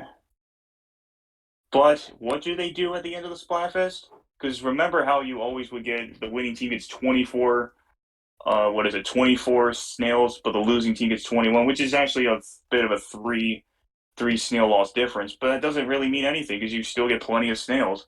But yeah. what do they not do? With the prestige system, you can go far beyond as much as you can. But guess what? They fucked up more. They don't give you additional snails for whatever level you are. They just basically tell you that it's basically just still considered you getting 24 as a winning team or 21 if you lose. They don't ever increase the amount you get for just going further beyond the base final rank of Splatfest. And this is Which. what a friend Yeah. actually had a problem with, and she literally dedicated herself for an entire weekend to get that far, but never got up there. Why? Because it was never there. Shout out, And and that's also, the problem. also, I That's want to say this right now. basically Yeah, that's what this prestige system is. What's in the Splatfest. Also, shout out to all those people who got to Ruler 99. Y'all basically just wasted your entire weekend. yeah, and basically you guys put so much work into it. Nintendo's fucked it up because they should have Nintendo get screwed it up. compensated it to give you even more snails. So that way it makes it easier to grind the snails. Like who cares if you max it out? You can use them because now basically they're prompting people to actually have you save your snails because there is no other way to get them at all. And even if you also try to get additional snails from trying to go beyond base ruler, you'll never get them. You'll still get the same amount. So basically, they just said, basically gave you the finger. Yep, Is that's that basically favor what to they say you're did. not Yep. getting none of that for Splatfest? Okay. I kind of want to go back onto merch for a little bit because they this wasn't a problem in Splatoon 2 for me because in Splatoon 2 they got rid of this feature, which I understand the feature, but it would have been much more useful. But I feel like they should add this feature back in Splatoon 3 very soon, or at least like until like when all the Splatfests are done. Because here's the thing: in Splatoon 1, if you don't have any Super Sneeze Snails, if you pay Spike to scrub your gear, he will scrub it for you for for a lot of money, but at least it's incentive for you to spend your coins on. Why Yeah, pretty and much. it's and in Splatoon 2, I understand not giving them that system anymore because like well we had a more consistent system with the level up system in Splatoon 2 because it's based more on like massive numbers instead of like individual points like in Splatoon 1. But Yes. add this feature into Splatoon 3 very soon, or at least when all the Splatfests are done. Because if they do not, then there is no way anyone's gonna either one increase their one scrub gear, or two if they want to use Super Saiyans to increase their gear, which I advised not to do that. It's much more better just to spend the money in the shops to do that, unless you have amiibo gear, which God forbid you get amiibo gear. Um, then there's ways to use Super Sneeze Nails. But beyond that, Super Sneeze Nails are going to be the rarest item in Splatoon 3 once Splatfests are done. And that's not going to be fun at all. Yeah, basically. It's oh my gosh. It's just This why. is the problem I've been having with them like that. It just doesn't work. It doesn't work. At least this system doesn't work. Yeah, because like we only get Super Sneeze Nails through the Splatfest, and that is it. We can't get them anywhere else for some reason. I don't know why. It's a weird system. Can okay, It's yeah. just terrible. Also, speaking of those weird rewards and rare items, the scales for Salmon Run. Oh yeah, Oh, the oh scales my, are crap. oh my God!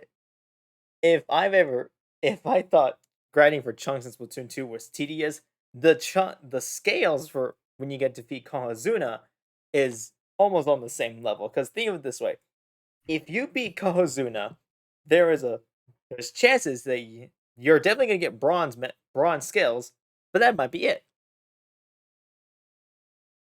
That might Yeah, be I mean, it. Like and even if you also fully defeat the Kohozuna, like the game basically just like depends on how fast you could kill them. I mean, sometimes I don't even know if it's actually based it's on it's time. it's based on how fast you kill them, based on how many players are still alive, and based on I think how many I think how many bosses you defeated during the Kohozuna, which I know that there's a lot of factors. It makes sense. There's a lot of factors, but even still, like if you lose, you have a chance of getting silver and gold scales, which at the same time is like It's why good, but it's it's not good, guaranteed. but it's not guaranteed. It's like why have it like a weird system like this? I understand the gold scales being rare and all that mess, and silver scales being not somewhat rare, and bronze being the most common things ever. But the system is kind of wacky Yeah, because and be, even if you because also win, I'm sorry, I didn't mean to cut it. But what I wanted uh, to also get this out too is that even if you fully kill the Kohozuna, like fully like get his health all the way down, basically the game will just tell you that you could basically get a certain number of silver scales, but there's also rare times you'll only get bronze for doing all that work all for nothing. And it yep. should have been deserved more of getting basically even more gold and silver scales, but the game doesn't do that. Why? Because they don't. It's all based on luck. That's how they basically made it that way after beating a Kohozuna. The factors make it so that way it's more dependent on luck than skill because if they made it so that way you have if you beat Kohozuna and your chance of getting silver scales and gold scales are like almost dramatically increased, then I would not be mad at the system. Like, okay, you just had to beat Kohozuna a lot just to get all the cool mess, all the cool stuff. Cool. But they made it so that way if you lose, you still have a chance of getting silver and gold scales as much as someone who wins. Yeah, pretty much. But Like it ain't going to help you in any way. how is that fair? How Are is you telling me that all that work you put in to get that far to actually get your Kohozuna meter up, then actually work together to actually take him down, like basically at the very end after clearing it, you basically just get the finger of only getting probably at least a max of 10 bronze or however much you actually get, but don't give you a silver or gold for beating him? How is that even like a almost thing? even You should almost at least get it every time if you like actually defeat guaranteed Ozuna. like a guaranteed amount. Like even if it's like if you beat him, you'll guaranteed one gold and like three silver, and then it'll just add more to the silver and bronze. Which that I understand that I would love that system. That makes it so that way the gold ones have a much more better purpose. And that means I mean that would mean that the items you get for the gold scales would be more expensive. But hey, at least the grinding won't be as tedious. But God, the luck in this game is just insane. And the rates are so bad that you can't even like it basically just makes you lose interest to keep playing Samurai because you can't even get the skills you want because you want those colored swap suits, which everybody loves the colored swap suits, but it makes it nearly harder and longer to get them. Because why? It's all because of the drop rates on the silver scales. And I don't even like the fact that they increase it every time you get to a new set of the colors. Like basically now you have to get the black and the pink one, I think, to like 100 or the white one. Like no, I don't want to spend like all that time of getting 100 silver. It's like nearly 50 games you gotta play to get them, depending on how good your Lucky you luck is get. to actually get them. Yeah. So like I'm not gonna waste all this time to get 100 silver scales to actually get the final two swap suits unlocked and also actually able to purchase. It's just not Like, happening. no, I don't want that. I don't want that. Like, just take it out of the game or something, or just lower the quantity amount of what you need to actually unlock that That kind of or a even thing. or even or even do what I said, like just make it so if you beat Kohozuna, you have a guaranteed amount of the scales and thus you can increase the rewards based on that, which it would make a lot of sense to do. But Like, hey, I've memorized his attack patterns and easily can easily kill him quicker, but it basically screws you over in the end. Like, yeah, I could memorize his attacks easily and just beat Kohozuna every time when the meter's full. But I also feel like you should get Kohozuna sometimes maybe every few games, not just based on like you have to get your meter up, but it should also basically be if someone else on a random, like if a random has the meter full, you should try to get Kohozuna every time. So it helps make the grinding faster and also make it easier to get skills left and right. So if you didn't get the last game, and if the rando actually has the meter full, there you go. Now you can try again, and there you go. You got your silver and gold. But the game does it? The game do it? No, it should not do that. It should make it easier to get Kohozuna almost every game, and it should also make it not as hard and unreal for the rates to be that bad, but it should also make it nearly quicker and less tedious to grind to get those scales. You should get a rando to get it filled up, and then there you go. You got Kohozuna almost every game. But this game, they just don't care. it's amazing, honestly. Like it's Uh, amazing to me that the fans want a particular thing, but basically the Squid Research slash Nintendo doesn't give at all. I'm not gonna talk about. I am not gonna touch even the table turf RNG because that's just a whole nother bottle of cans that I don't want to get into because the RNG in that is it's just not as it's just as bad. Because it took me 10 packs to get the Marie one, to It get the took Marie card that I wanted. well, and yeah, for me it only took two, but God, it took me like forever like to get the other packs. It took me almost like 10 as well to get Shiver and Big Man, and that is just insane. And I Like still God, can't get Fry because it's nearly hard. I don't yeah, understand why it's hard to get Fry at all. like sure if you like I and here's the thing: the cards have a duplicate system, which thank Christ there are thank Christ they have a RNG thing where it's like if you get duplicates, you get these things where you can buy the cards, which thank Christ they did that. But at the same time, it's like God, the RNG is still horrible. It always Not, has been, and I don't even know if they'll ever change it. I mean, if they don't change it, I would tolerate it. But at the same time, it's like I just inside I'm just like God, this could be way better. It just doesn't make any sense why it's so impossible to do it this way. It doesn't at all. Okay, what are we missing on this review of like our of all the stuff that we don't like about But Splatoon 3? basically, this whole review of the game itself. What is it? What is it we're missing? Um, Oh, I got the biggest one that I bet everybody's been waiting for: what's that? the com errors. Did we not go over that? I thought we did. Maybe just snippets of it.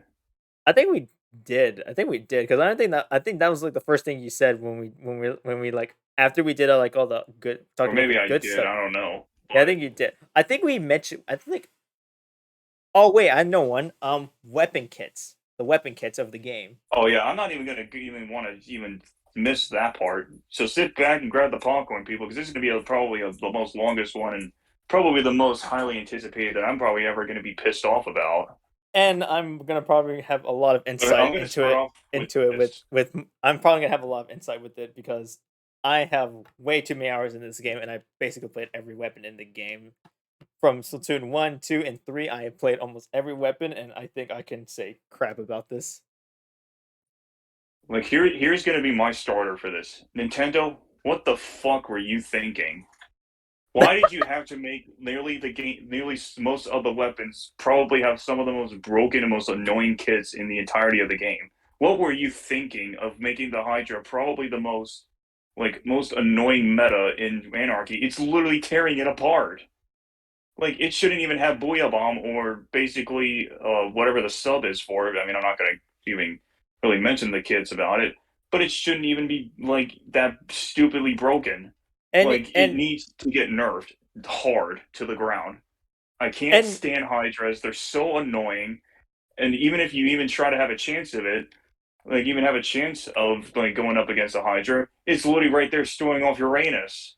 Like, like it's actually like such a terrible weapon for like basically its speed up, but it ain't gonna help do anything. There's just no initial point to actually using Hydra because every game you could find one in there, and everybody just has to be camping on the top of a pedestal or on a platform and just can easily like just one shot you. Is how I put it. yeah, I another thing is like they're like why give certain weapons more power than others? Like I understand like some weapons like the 52 Gauss Squeezer, E-liter, all those other weapons that have been in the meta for like since Splatoon 1 and even in Splatoon 2, like I get those weapons getting overpowered kits. It's not bad. But giving weapons that had horrible kits in the first two games and giving them the most outrageous yet most powerful kits in this game is just absurd. Biggest point, the sloshing machine.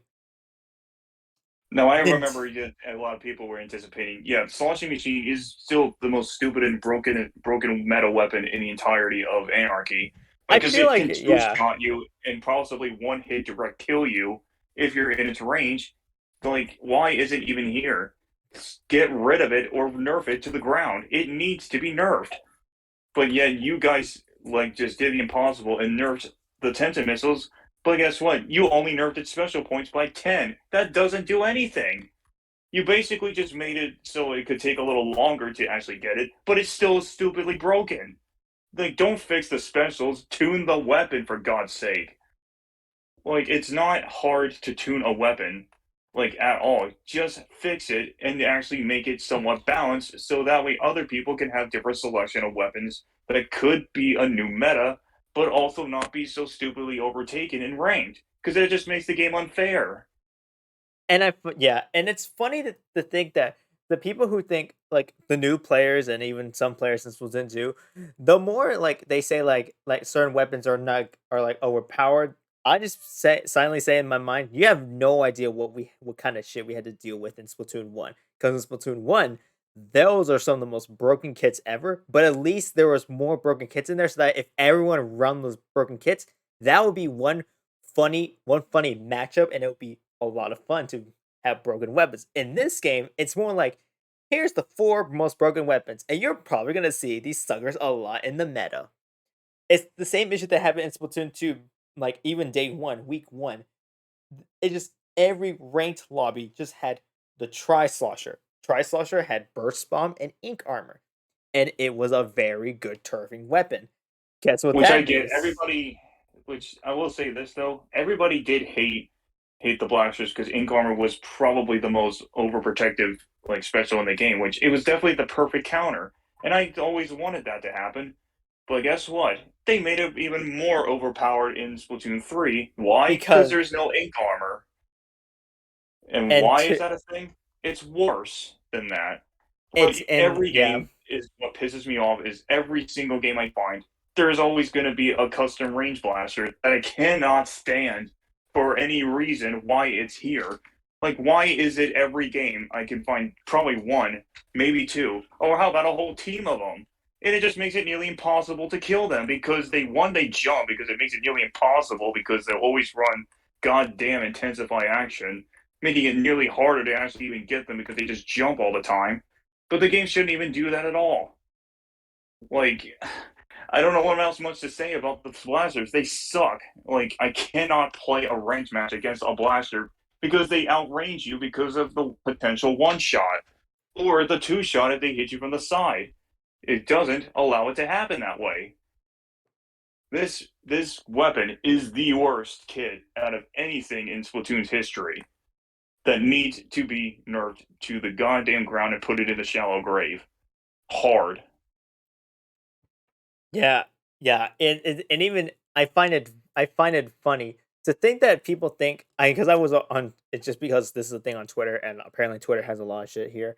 Um, the E leader, the E leader in this game, I would say is not as annoying as it was in Splatoon 1 because there was a kit in Splatoon 1 that it was E leader with its scope variant, Burst Bomb, and Kraken. Now, Kraken Kraken wasn't a thing is not a thing anymore in Splatoon 2 and 3, which I can understand that. Kraken is not like that crazy, but God, give a charger a burst bomb.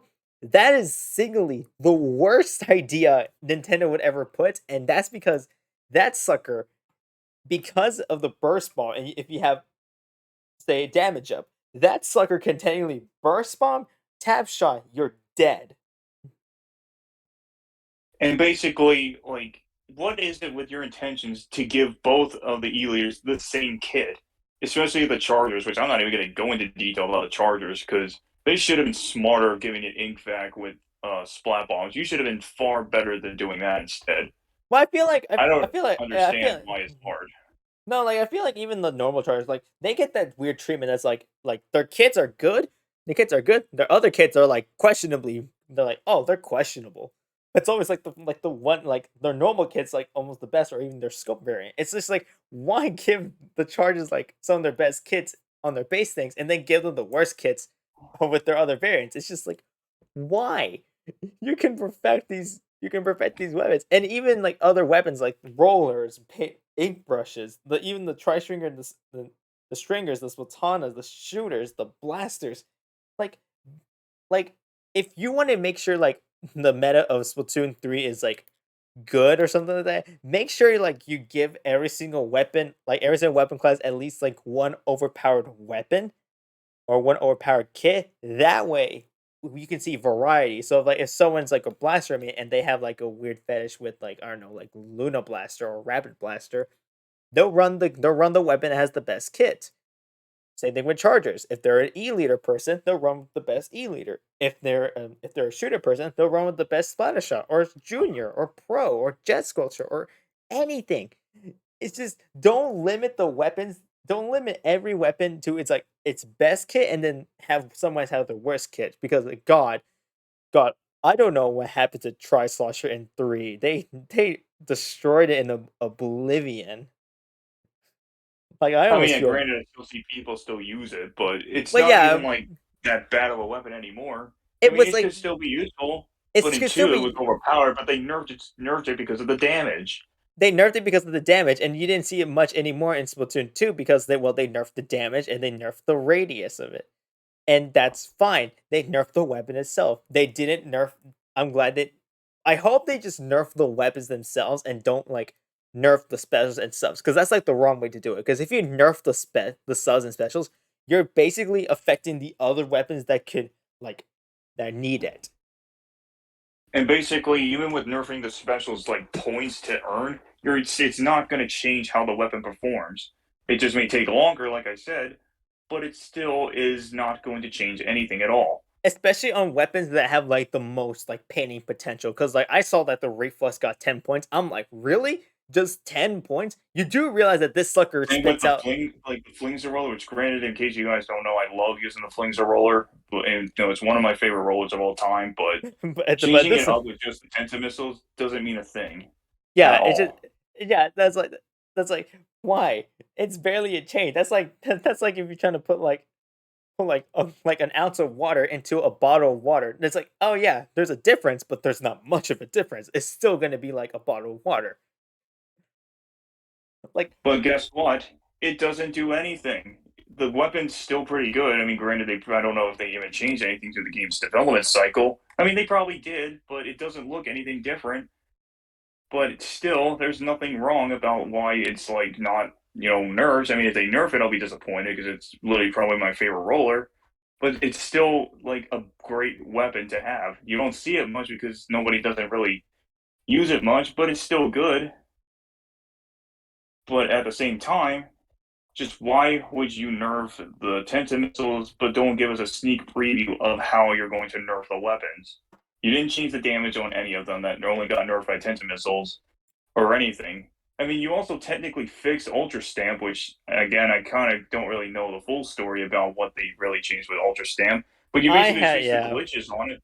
But it's decent. It's somewhat of a decent special. I mean, it was pretty damn powerful in what is it called in two, but in three, I don't know what they could have done.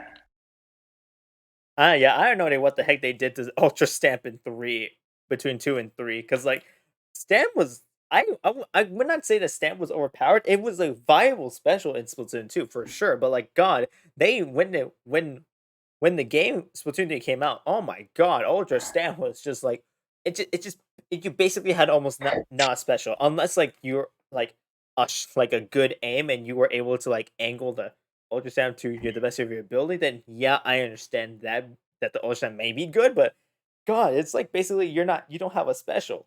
You don't have a reliable special, and you had to go up against like the likes of like the Ink Vac, the Crab Tank, the 50 the 5.1 killer whale or 5.2 or I don't remember what it's called anymore in this game, but the killer whale, the inkjet, Tenta missile, ink storm. You had to face all these specials that have much more destructive capabilities than the Ultra Champ did in the first days of Splatoon 3. Like, good job for bringing them back, Nintendo. That was real smart of you to bring Tenta missiles, the Inkjet, and pretty much the Booyah Bomb. I mean, nobody's gonna never like care for them if they do change up their damage range or express the range of how basically it could work like that. Which I But got at the same time, it's yeah, not going to change a thing. which also I have a weird question. Nintendo, you at the beginning, Booyah Bomb was equal. I would say equal in the beginning of Splatoon 3 because if you didn't know, at the beginning of Splatoon 3, if you use the Booyah Ball on surfaces that are lower than the normal surface of any terrain, let's say like a bridge or something, it wouldn't the Booyah Ball wouldn't paint it as much, which I like that feature because that made it so that you had to be more strategic with the Booyah Bomb, and thus it was a bit nerfed. I like that nerf. That means that certain splat zones are not destroyed by this thing, or certain spots in tower control or Rainmaker. They're not destroyed by a Booyah Bomb. However, Nintendo was like, "Oh wait a minute, that's a bug. Let's fix it." Pretty And much. and while I can see it as a weird bug. I would say it's like that's like an acceptable bug I can live with because that means that people had to be smart with the dang thing. And I would love to see some intelligent play with the Booyah Ball. I think those would be awesome to watch. But no, they're like, hey, let's fix this. It's like the Booyah Bomb in Splatoon 2. It basically is, yeah, but it's not changing the fact of how it's going to end up being. Like, basically being through gameplay. It doesn't do anything. Plus, you're not giving it a more like of another chance to use different kind of specials. Like Trizuka, I could see get nerfed because then again, like it's not the greatest because of that R stuff. Because if someone gets up in your face, you better hope you got good aim to hit them. Yeah, But you there's better. basically no other way to like pretty much say much about the Trizuka. But I love using Trizuka because it's just such a classic weapon of the original Inkzuka. But like it's still such a fun special. I mean, I don't know if they could nerf it. I mean, they probably could, but it's just I think it's a pretty damn good uh weapon. I don't see any reason why they shouldn't like nerf it, or at least I like if they buff it, I'm scared, but at the same time, it's like if they nerf it, I'm like, why? Why would you nerf it? There's nothing for it to nerf. It's almost as perfect as it is. Like I can understand that people that are like, but if my opponent is literally in front of me, I had to make sure I aim at a weird angle. It's like, okay, why did you use the special in front of them then? That's not a special you should use in front of them. There are certain specials that you can say you can put in a person in front of you and you have a better chance of living, but Trizuka is not one of them. It's definitely not one of them. It's one of those specials that's like along with like triple ink strike and ink storm that it's a more in the situation. Like if you are much more further away, the special has much more like leg weight. If you're up close, the special is very, very situational and like unreliable at that point, you know? Yes. Now, one of the major ones I think should get nerfed that I could see because I know my one friend keeps saying that this should be because of its range should be the crab tank because the blaster parts where it's like full auto uses the turret guns. It has way too much range. It's definitely long range because even if you get behind a wall, you could still literally get pooed on by them. So it like Yeah, makes it even harder to actually kill the person yeah. like from behind the I wall. But at the same time, it literally makes it twice as hard to pretty much um like easily kill them from behind a wall, especially if you use the bomb combined, so it's basically the secondary weapon. But yeah, at the I same time, yeah. it's not going to do anything to help. So I feel like that's going to be on the list for that. But I have no problems. It's just anybody that's completely toxic or super sweaty. That's where it draws the line there. That I can vouch for that. I play the Splash Art Pro a lot and I use the crafting almost religiously. I actually can agree with that. The crafting at most times it feels a bit like more like the most broken like trump card you have. Cause at certain times you can like shoot people at long range with the rapid fire or even like the bomb feature, but at the same time, your shell is very strong. It is almost incredible to think like that. At But least until you know where everybody's going to be at. I feel like But at the same time, I feel like the they make problem the with crab tank a protector, pretty I much. I feel like the crab thing it would benefit more if it became more like a glass cannon. Like I understand like being a tank and it being all tough and all that mess, but because they gave it like such a much more like a range that's like almost combat that of the Hydra Splat Link, which yes, I checked the range. The range is almost that the same of the as the Hydra. That should be terrifying to people. And to think that its shell is almost as strong, I don't know how strong it is realistically, but I think it would be uncomparable to. It'll be compared to similar to like what the big bubbler in this game, which that is an insane level of defense, and I think the defense of it should be lowered down so that way the least like the people who use it had to be a much more had to be smart with their choices of when to use it because people can just pop it out of the toughest part of the map and then just gun down anybody or just blast them, and it's just not that fun. And even when I and another good example was when I was playing in a PB with some friends here in the university. I did a maneuver that it was the most cheapest move ever. I used the crab tank as a shield for clam blitz. Why is that a thing, and why was I given that? I don't know. I still don't know to this day, and it's like the when I did it, I was like, damn.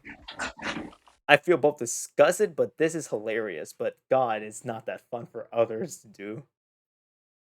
Yep. But tactical though, don't really have a lot of anything to say. It's only just mainly for support, but also like giving you the speed buff. And I wish it I mean, would increase like attack buff for like a temporary main power up, but it's not going to really like affect it in any way. But main power we all know was probably the most broken like main ability and sub abilities combined together in two. But it not really only was yeah, glad it took it out in two, but it just really could have been just a temporary boosting for the tactical if they would have added as a new effect. But at the yeah. same time, I just don't think it's probably needing it. But I don't really have a lot to say about tactical or anyway. But I still a feel fun like sub. yeah, But if yeah. you I just feel want to be like playing more for support or defense, but also like help attack and help them get the speed boost, then yeah, that's all I can say about it. yeah. I feel like for me, I think what I've seen more in like high play, and it's kind of a little bit annoying, and I think they could fix this. It's more of a simple fix. I don't think it would be like detrimental to the gameplay. Make it like that the tactical can be destructible. Well, well, in the sense that this will make it like in a weird way, make it like oh my gosh, if the other team see it, they're gonna destroy it. But that makes it so that way your team has to act fast on getting the tactical, or you can't just use it as like a shield during tower control because that's just stupid. Yes. So at least make the tactical destructible. The buffs, understandable. The buffs can be definitely destroyed by respawn Punisher if someone's running respawn Punisher, which I think that's a funny Which is counter. a But good counter to basically cancel the effects of it out to make you respawn fast and basically respawn you back to regular, timing. yeah, yeah, yeah, but just make the tactical destructible. Make it. Another thing is make us so we can swim with the triple ink strike. I have been in so many situations where I want to swim with it. I know if you swim with it, it's going to be much more destructive in power, but this can make it so that way. This can make it that you have a much more better way to escape. Yes. I'm so used to that because in Splatoon 1, you only had to fire one ink strike, and it made sense to stand still for one missile because it was just that one. In 3, you had to do 3, and I feel like it's just unnecessary to just to stand in one place to shoot 3 missiles because that takes a lot of time. I feel like if you swim with it, it would just be a much more capable special. Yeah, that I can agree with. But all in all, I don't really have any problems with it again, like I said. So it's Yeah, just not really whatever, but I think that's just all I have for it, to be yeah. honest. Okay, other specials. Ink Vac. I feel like Ink Vac is all right where it is. I would understand if they nerf it because there's some situations where the Ink Vac is a little overpowered, but it's not that bad. It's not that bad of Because a special. knowing, I'm just gonna also put this out because this is actually something I should have put the positives of the game. You definitely Let's. are quite a master with the ink vac. I will say that for sure. I am the master with the Ink Vac. I mean, the Jet Squelch is my most played weapon. Like Because that. definitely go show some love over on his live stream on his Twitch at twitch.tv/allgaming14, by the way. The plug, the So definitely make shameless sure you go check plug. out his Twitch channel so that way if he ever streams and goes live, make sure you watch how he plays using the Jet Squelcher with the ink vac, because you will not be sorry to how he plays it. And then that way you guys can get some details of how it actually works. Which Well, if I that's the thing. If I see it being nerfed, that's fine. I will understand the nerfs. That understand the nerfs. Killer Whale. Killer wasn't a weird thing. It's like it's powerful in some aspect, but sometimes it's not. Not. It's like in a weird middle ground. It's like it's good, but not like overpowered like the others. like it's good to protect, And but it's good to protect you.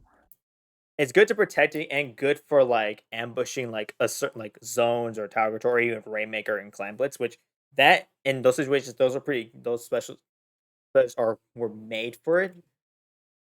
But it's but you're not always gonna have that situation. You're always gonna try to make sure like you either take back the zone, take back the tower, kill the Rainmaker, or try to make sure you stop the team from getting clans. But one of the things I do hate about is that, yeah, although you are going to, but although you probably are going to be, what is it called? Like, even though, yeah, I know when they pop it, it's supposed to protect you, but half the time you could still get trapped in a corner, and like sometimes it won't even register that you're absorbing the shots to basically power it up, and you can Yeah. still get shot. It's like you do leave yourself wide open from the backside unless you're quick on your feet to actually, uh, absorb their shots. But at half the time, it's not going to really be that useful. But it may work. But at the same time, it's just I encounter it so many times, and probably one of the more annoying things that really pissed me the fuck off with it is they basically hold hands with each other. That a person pops it just to protect them, whether they got the objective, and it's literally the worst thing in the world. Is that the vacuum guy will be behind the person that's got the rainmaker or is guarding the tower or whatever mode you're playing, and will Yeah. basically just protect them so they can't take any damage. Which that needs to be changed to where if your player's protecting you from, or you're protecting a player that's about to get shot, but you got an ink vac right behind you, it should not count that. It's technically counting the shots of hitting the person and not having the shots miss and getting absorbed into the vacuum. They need to fix that at least because people think it's a glitch, but that's just how it's programmed. But it needs to be changed, I would, 100%. yeah, and I understand like if that becomes like a nerf, I would completely understand it, and I would not argue because that would make the impact a lot less annoying, but at the same time, eh. Other specials, Reef Slider. I feel like Reef Slider is one of those specials that's like it has the same issue with Baller in Splatoon 2. Like it was a good offensive special, but once it's gone, you're dead at that point. But then again, there's nothing I have much to say about it. But I just It's think just it could be uh, somewhat decent.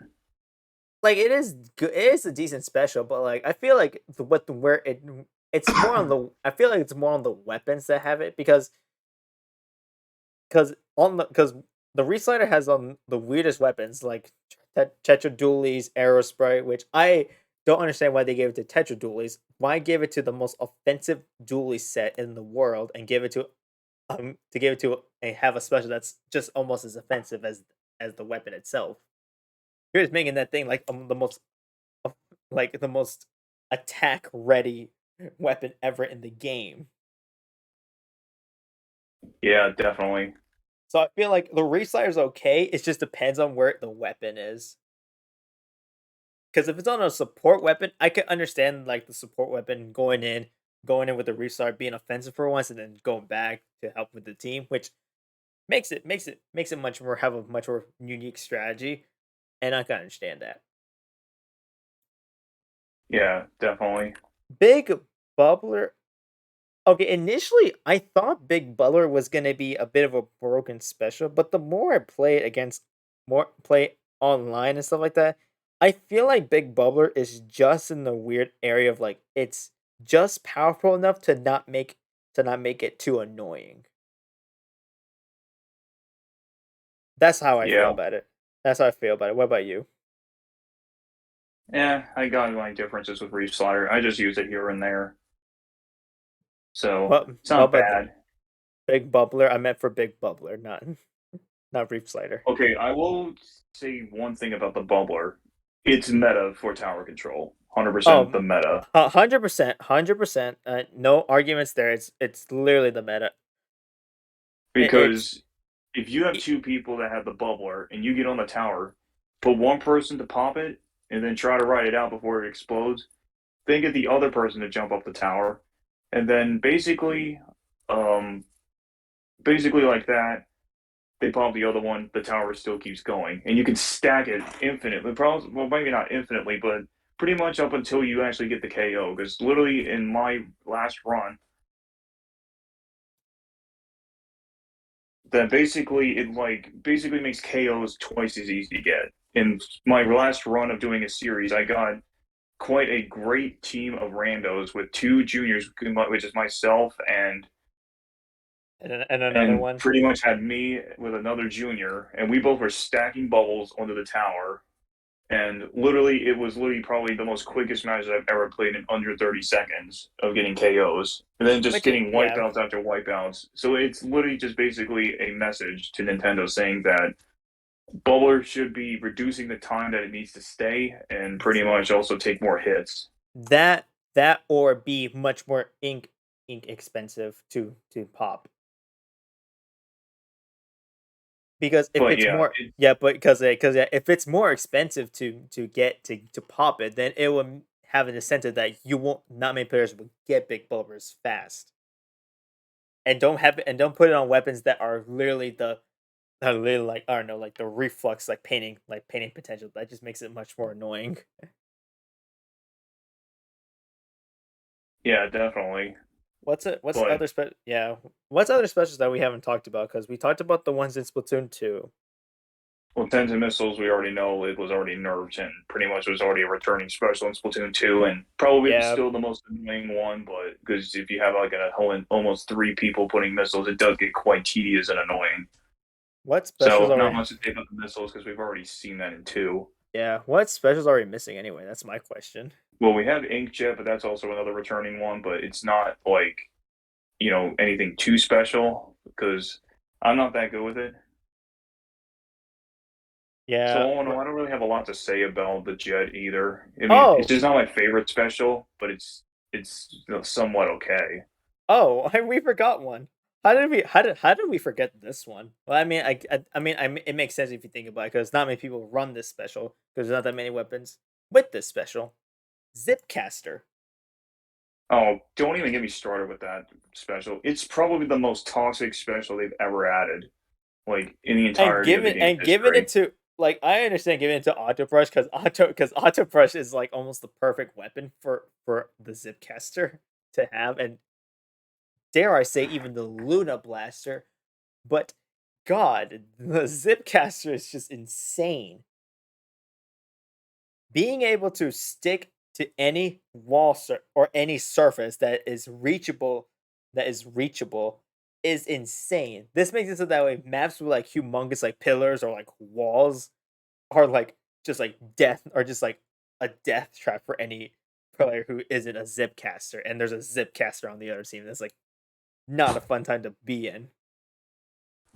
Yeah, and it's also like because the one thing that apparently that is probably that makes the Zipcaster even more broken is the fact that for those of you who don't know that there was a glitch that was posted on TikTok or YouTube that if you zipcast where the pipes are in what is it called? And I believe it was in Mako Mart, the game will treat it as if you're actually using the zipcaster, but you're actually landing on top of the little like what is it, the ink rail that you're using that pretty much will Oh kind of yeah, clips yeah, where I you end saw that. Yeah, I on saw top of that. it. That is a weird thing as well. And I've also seen that the Zipcaster is a bit broken at sometimes, because sometimes I see like players who use it like go either under the maps or like through walls, which I feel like that shouldn't happen most of the time when Which you're using they a probably may special. have, unless I don't know if you'll probably see this in the future for everybody, but I mean, if, probably by the time it does go up, this could get patched, but it could still be active in the game. We just don't know if it was patched in the last update, but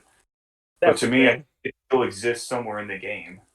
Yeah, it's still, yeah, and it's either still in the game, or people have made clips of it where they have exploited this special in certain maps, and it shows that this is one of the few more broken.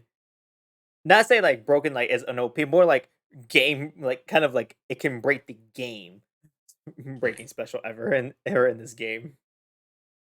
But Zipcaster with that glitch definitely could make it most broken on at least on Mako Mart. But other than that, it is too toxic just because of the fact you have no idea how fast they're going. You could probably not even know exactly if they're Where going to they come are. Yeah, or and where they run are. off. Yeah. But this special is just probably the most annoying and the most toxic special and throughout the entirety of the game out of all the specials actually.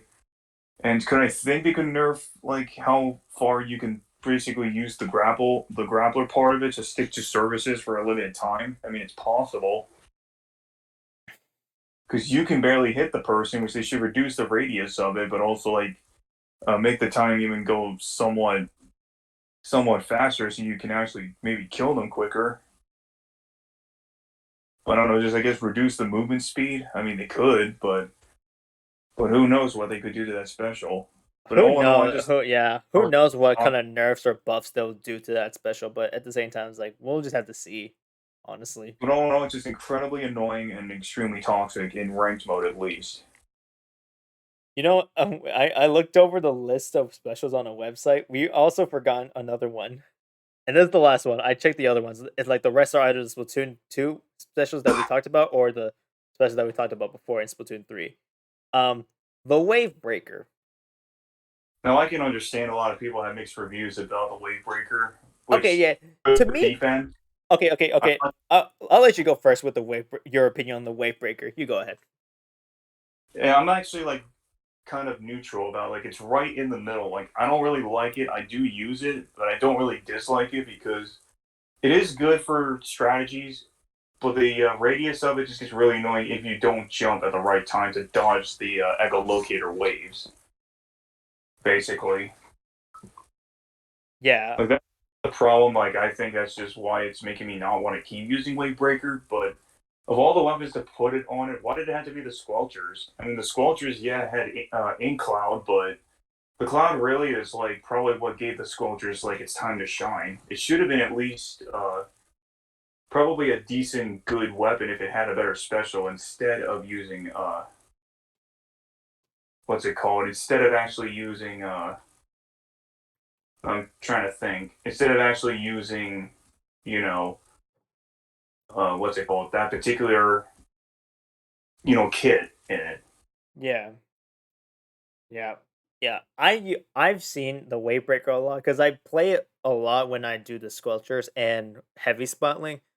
And initially, when I play it on those weapons, there are situations where the Wavebreaker is a lot more useful than others.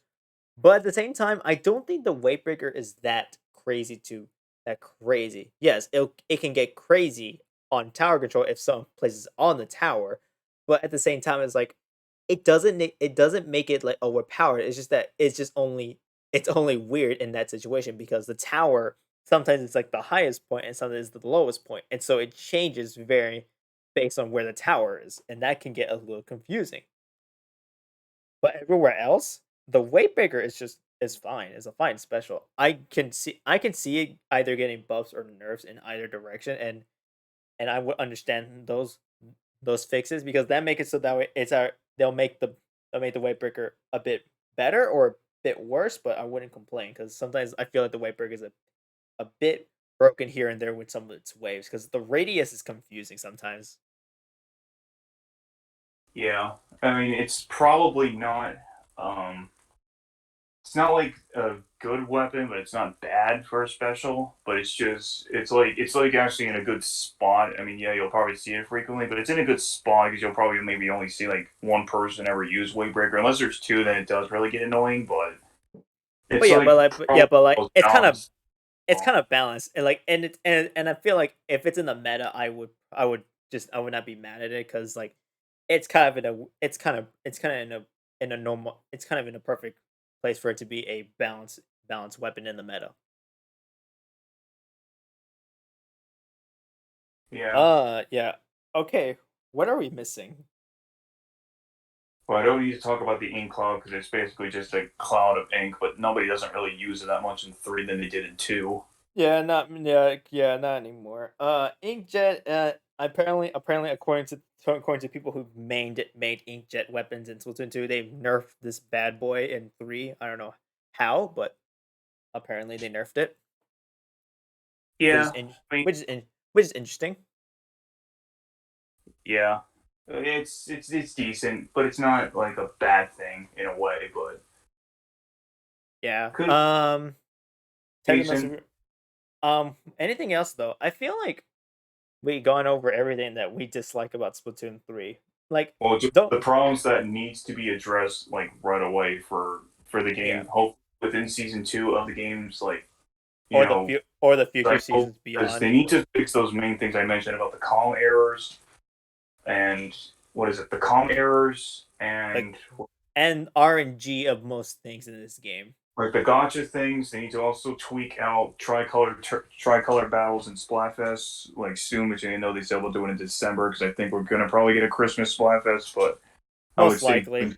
don't get your hopes up about it if we're not getting a Splatfest for Christmas this year. I would find it so funny though if we get Big Run in Christmas because that would just make it like you know like the Nightmare Before Christmas situation. It's like you can watch this on Christmas and Halloween at the same time. It's just a weird movie. It would be it would be that one event. It would be that one thing in Splatoon fans' timelines. Like, remember Splatmas? Yeah, we had Big Run. That was scary. Yeah, But that would be funny. I would find that so funny and I would not even like argue with that because that'd just be the most funniest thing ever. Because we got Big Run on Christmas, which that's an awesome Christmas gift. yeah. Okay, but RNG with the gotcha matchmaking, freaking The scales net and code obviously needs a fix as well. Big fix actually. make super sneeze cell situation. Make it so that way we have a future use And for them. more if you go beyond the base ruler rank. Yeah. But I think, and then reduce some of their some weapons that don't reduce like certain weapons. Like make sure weapons have like a balanced kit that complements it. Don't just give like the most overpowered kit to a already overpowered weapon or a weapon that not many people use, but God, it's gonna make everyone use it. Just like have balanced kits. Like 52 gal, I understand the meta of it. It's splash wall, killer whale. Makes sense. Make makes a lot of sense. Oh my gosh. Yeah. But I feel like we've been trash talking the game a lot right now. I feel like we should go a bit more of the pauses before we end this. Yeah. Um Which again, guys, don't take all of this personally. This is just my ranting about why I think the game is just in a really bad state. Because yeah, so, I mean, yeah, and mine and probably, rating as well. as I said, Splatoon 3 to me is pretty much my favorite game of all time. Like probably the better, way better than 2. I've said that before in the last podcast, but with it now finally being released, this is probably by far my favorite game of all time. And I still love playing it, but it's just the matchmaking and everything I said before just needs to be addressed. Hopefully, when season 2 arrives. Can we also talk about that the music in this game has amped up a lot? Yes. Cause oh my god, I love the music. And character designs of all the Inklings and Octolings, and even the new characters, like brilliant. Brilliant. I did not know that the styles would be like a big thing to me, but the more I think about it, I'm like, dang, now people have a lot more options to customize their characters, and it's awesome. Yeah. Everything with the characters is awesome. I love Marie's new design. Captain 3 is just hilariously and is awesome. Captain Cuttlefish in a summer outfit. I don't know how why that makes me laugh every time I see him. It's just like, where did he get that? That's my question. Yeah, I don't know. It was probably the best I could ever see from it, like throughout its entirety. So The new idols, I I like their designs, honestly. They're some of the most unique designs I've seen in this game. Well, in this series at least. yeah, 100%. Especially Shop the order, yeah. Octo King starter levels in there, top notch fire track for the Oh starter yeah. options. Love it. Little buddy, cutest thing ever. I gotta say, that's the cutest thing, cutest new addition to this game, and it's just adorable. Yeah, definitely. Another thing is, I feel like another aspect of it is that we got that the shop owners are still top notch designs. Like Yeah, probably. they can't beat Splatoon 1, but God, they're on par with Splatoon 1's like shop owner designs. Like they're still good. Yeah, And the staff is interesting. I like the staff's design. It just looks so weird. He looks off, but fitting for that world. And I don't know why. It's good. It's a good design. yeah, 100%. It always has been. I just don't know why it never was, but it is now. It's here now. The Octarian designs of with their fuzzy weirdest direction, but I kind of like it. It makes them look a lot more unique than usual. Yeah, Also all the new Octarians in that are in the story mode. Those some of them were really cool. Like yeah, my favorite oddly enough is the jumping one that's this the jumping Octarian. Like while that one's the most annoying because its projectiles are almost as equal to that of a slosher, but it's so damn funny. Just once you can move around, it just jumps like a pogo stick. yeah, Like you can't go wrong with that. yeah. Definitely no questions asked about that. It's almost like like Nintendo can get so much done right with this series, but once you like dig into like the online portion of it, that's where you can see where like Nintendo kind of like just like okay, let's just put the cracks in. So I said Splatoon 3 is like not a bad game. Like it's not a terrible game. It's just it's a great game, like a very great game. It's just those are I just the mean, main that they just could not figure out is the net coding and the matchmaking. Pretty much everything that's just the bigger, more common issues found in the games. and hey, here's the thing. Not every game is going to be like the most perfect version of itself. Like there's still going to be like games like like I have some issues with Mario Odyssey. Mario Odyssey, even though it's like considered to be one of the best Mario games, I have issues with like with Persona 5, Breath of the Wild, like other games. Like not every game is going to be perfect. There's going to be flaws and cracks with them that if you peel them up more, it would make the game much more be less enjoyable. But here's the thing. That's only but here's the thing. Those small cracks don't don't make the final product ever worse. You can like it's like just think of the games like kind of like a monument. You're gonna focus more on like the bigger picture of the monument versus like the spelling error on the monument. Like say that they have like text of like a famous person. If they have a text error, then someone's gonna be like, "Hey, they have a text error. That's bad." But not everyone's gonna look at that. Everyone's gonna look at the bigger picture, the actual monument itself, and they're gonna enjoy the monument. Yep. I don't know. I don't know. Being a nerd for video games, it has its perks. You get to experience some of the best experiences of your life with these games, and maybe even make new friends, and then you just deepen those relationships even more. But God, you can deal with a lot of crap in these games, and you would just be frustrated as much as like I wouldn't say as much, but I would say like on a weird level, like a bad job or like a bad day at or like a bad day overall. Yeah, definitely. But all in all, I Games, think yeah. I have like pretty much given all I had. But like I said, guys, don't take anything I said personally. This is just my basic I guess like portions of just the bad stuff about the game that they should have fixed, or what they could have just done was just delay the game for like another few months, or do the same thing they did for the soon upcoming to soon be Legend of Zelda Breath of the Wild 2, aka Tears of the Kingdom. They still could have, released it like that, but I still think Splatoon 3 should have been delayed. Like I would have been okay with the delay, because just like they did with Breath of the Wild 2. So that way they would have had time to choose the netcode, but I feel like it was just a rush project, in my opinion.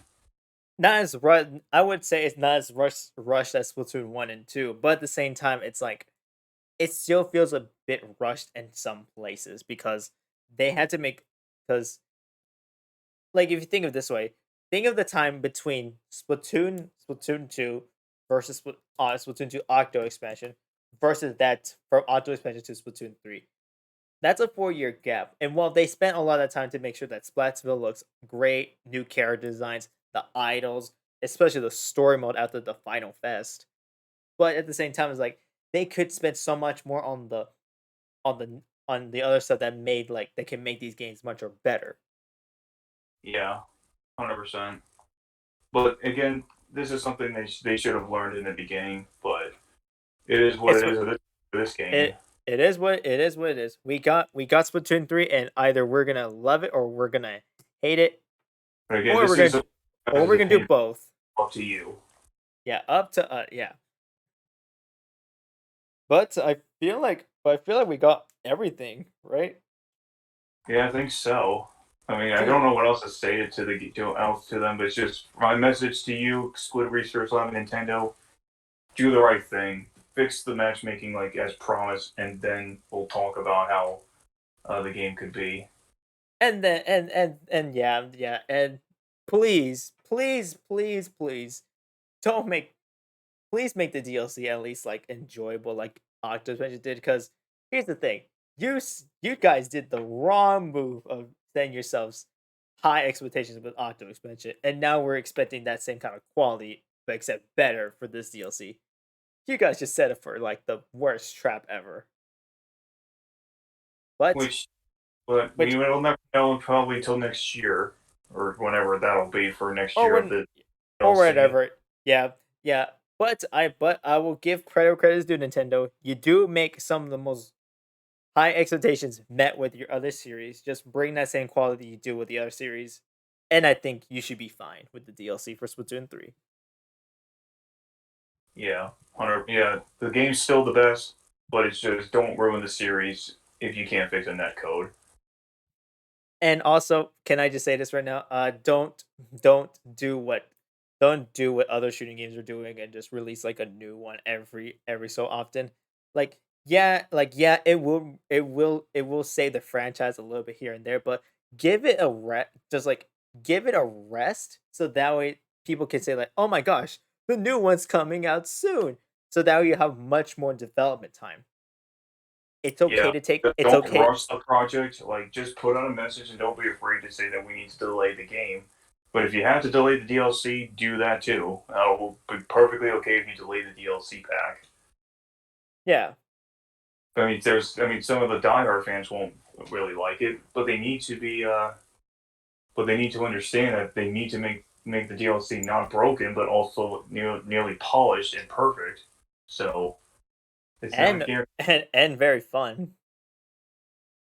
So it's not a guarantee it'll be like that. But hey, look on the bright side. At least it'll be okay if they do make that change. But But anyway, yeah, yeah.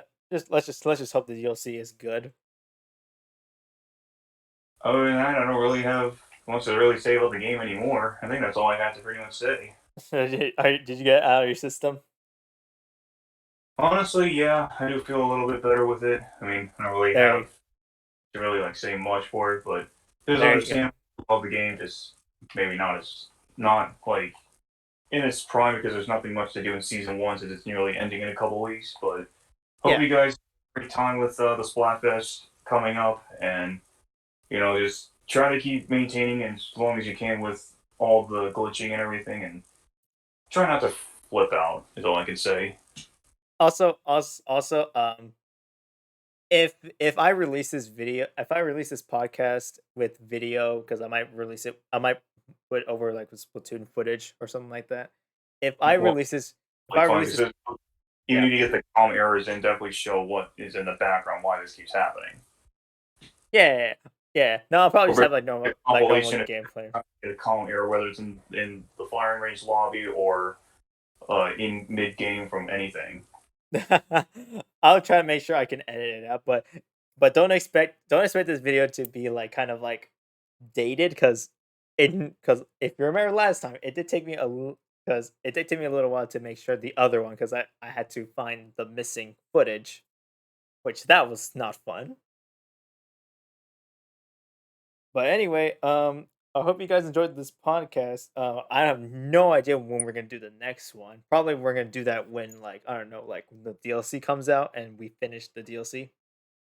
Either that, or we could make another one about season two, like probably mid-season updates, just to see what they change. I mean, we'll see where it puts us at, unless the game still as unstable as it is with that. But That or we can do like kind of like a weird thing that's like, oh, we'll do a tier list and just rank like all the weapons or shit like that. I don't know.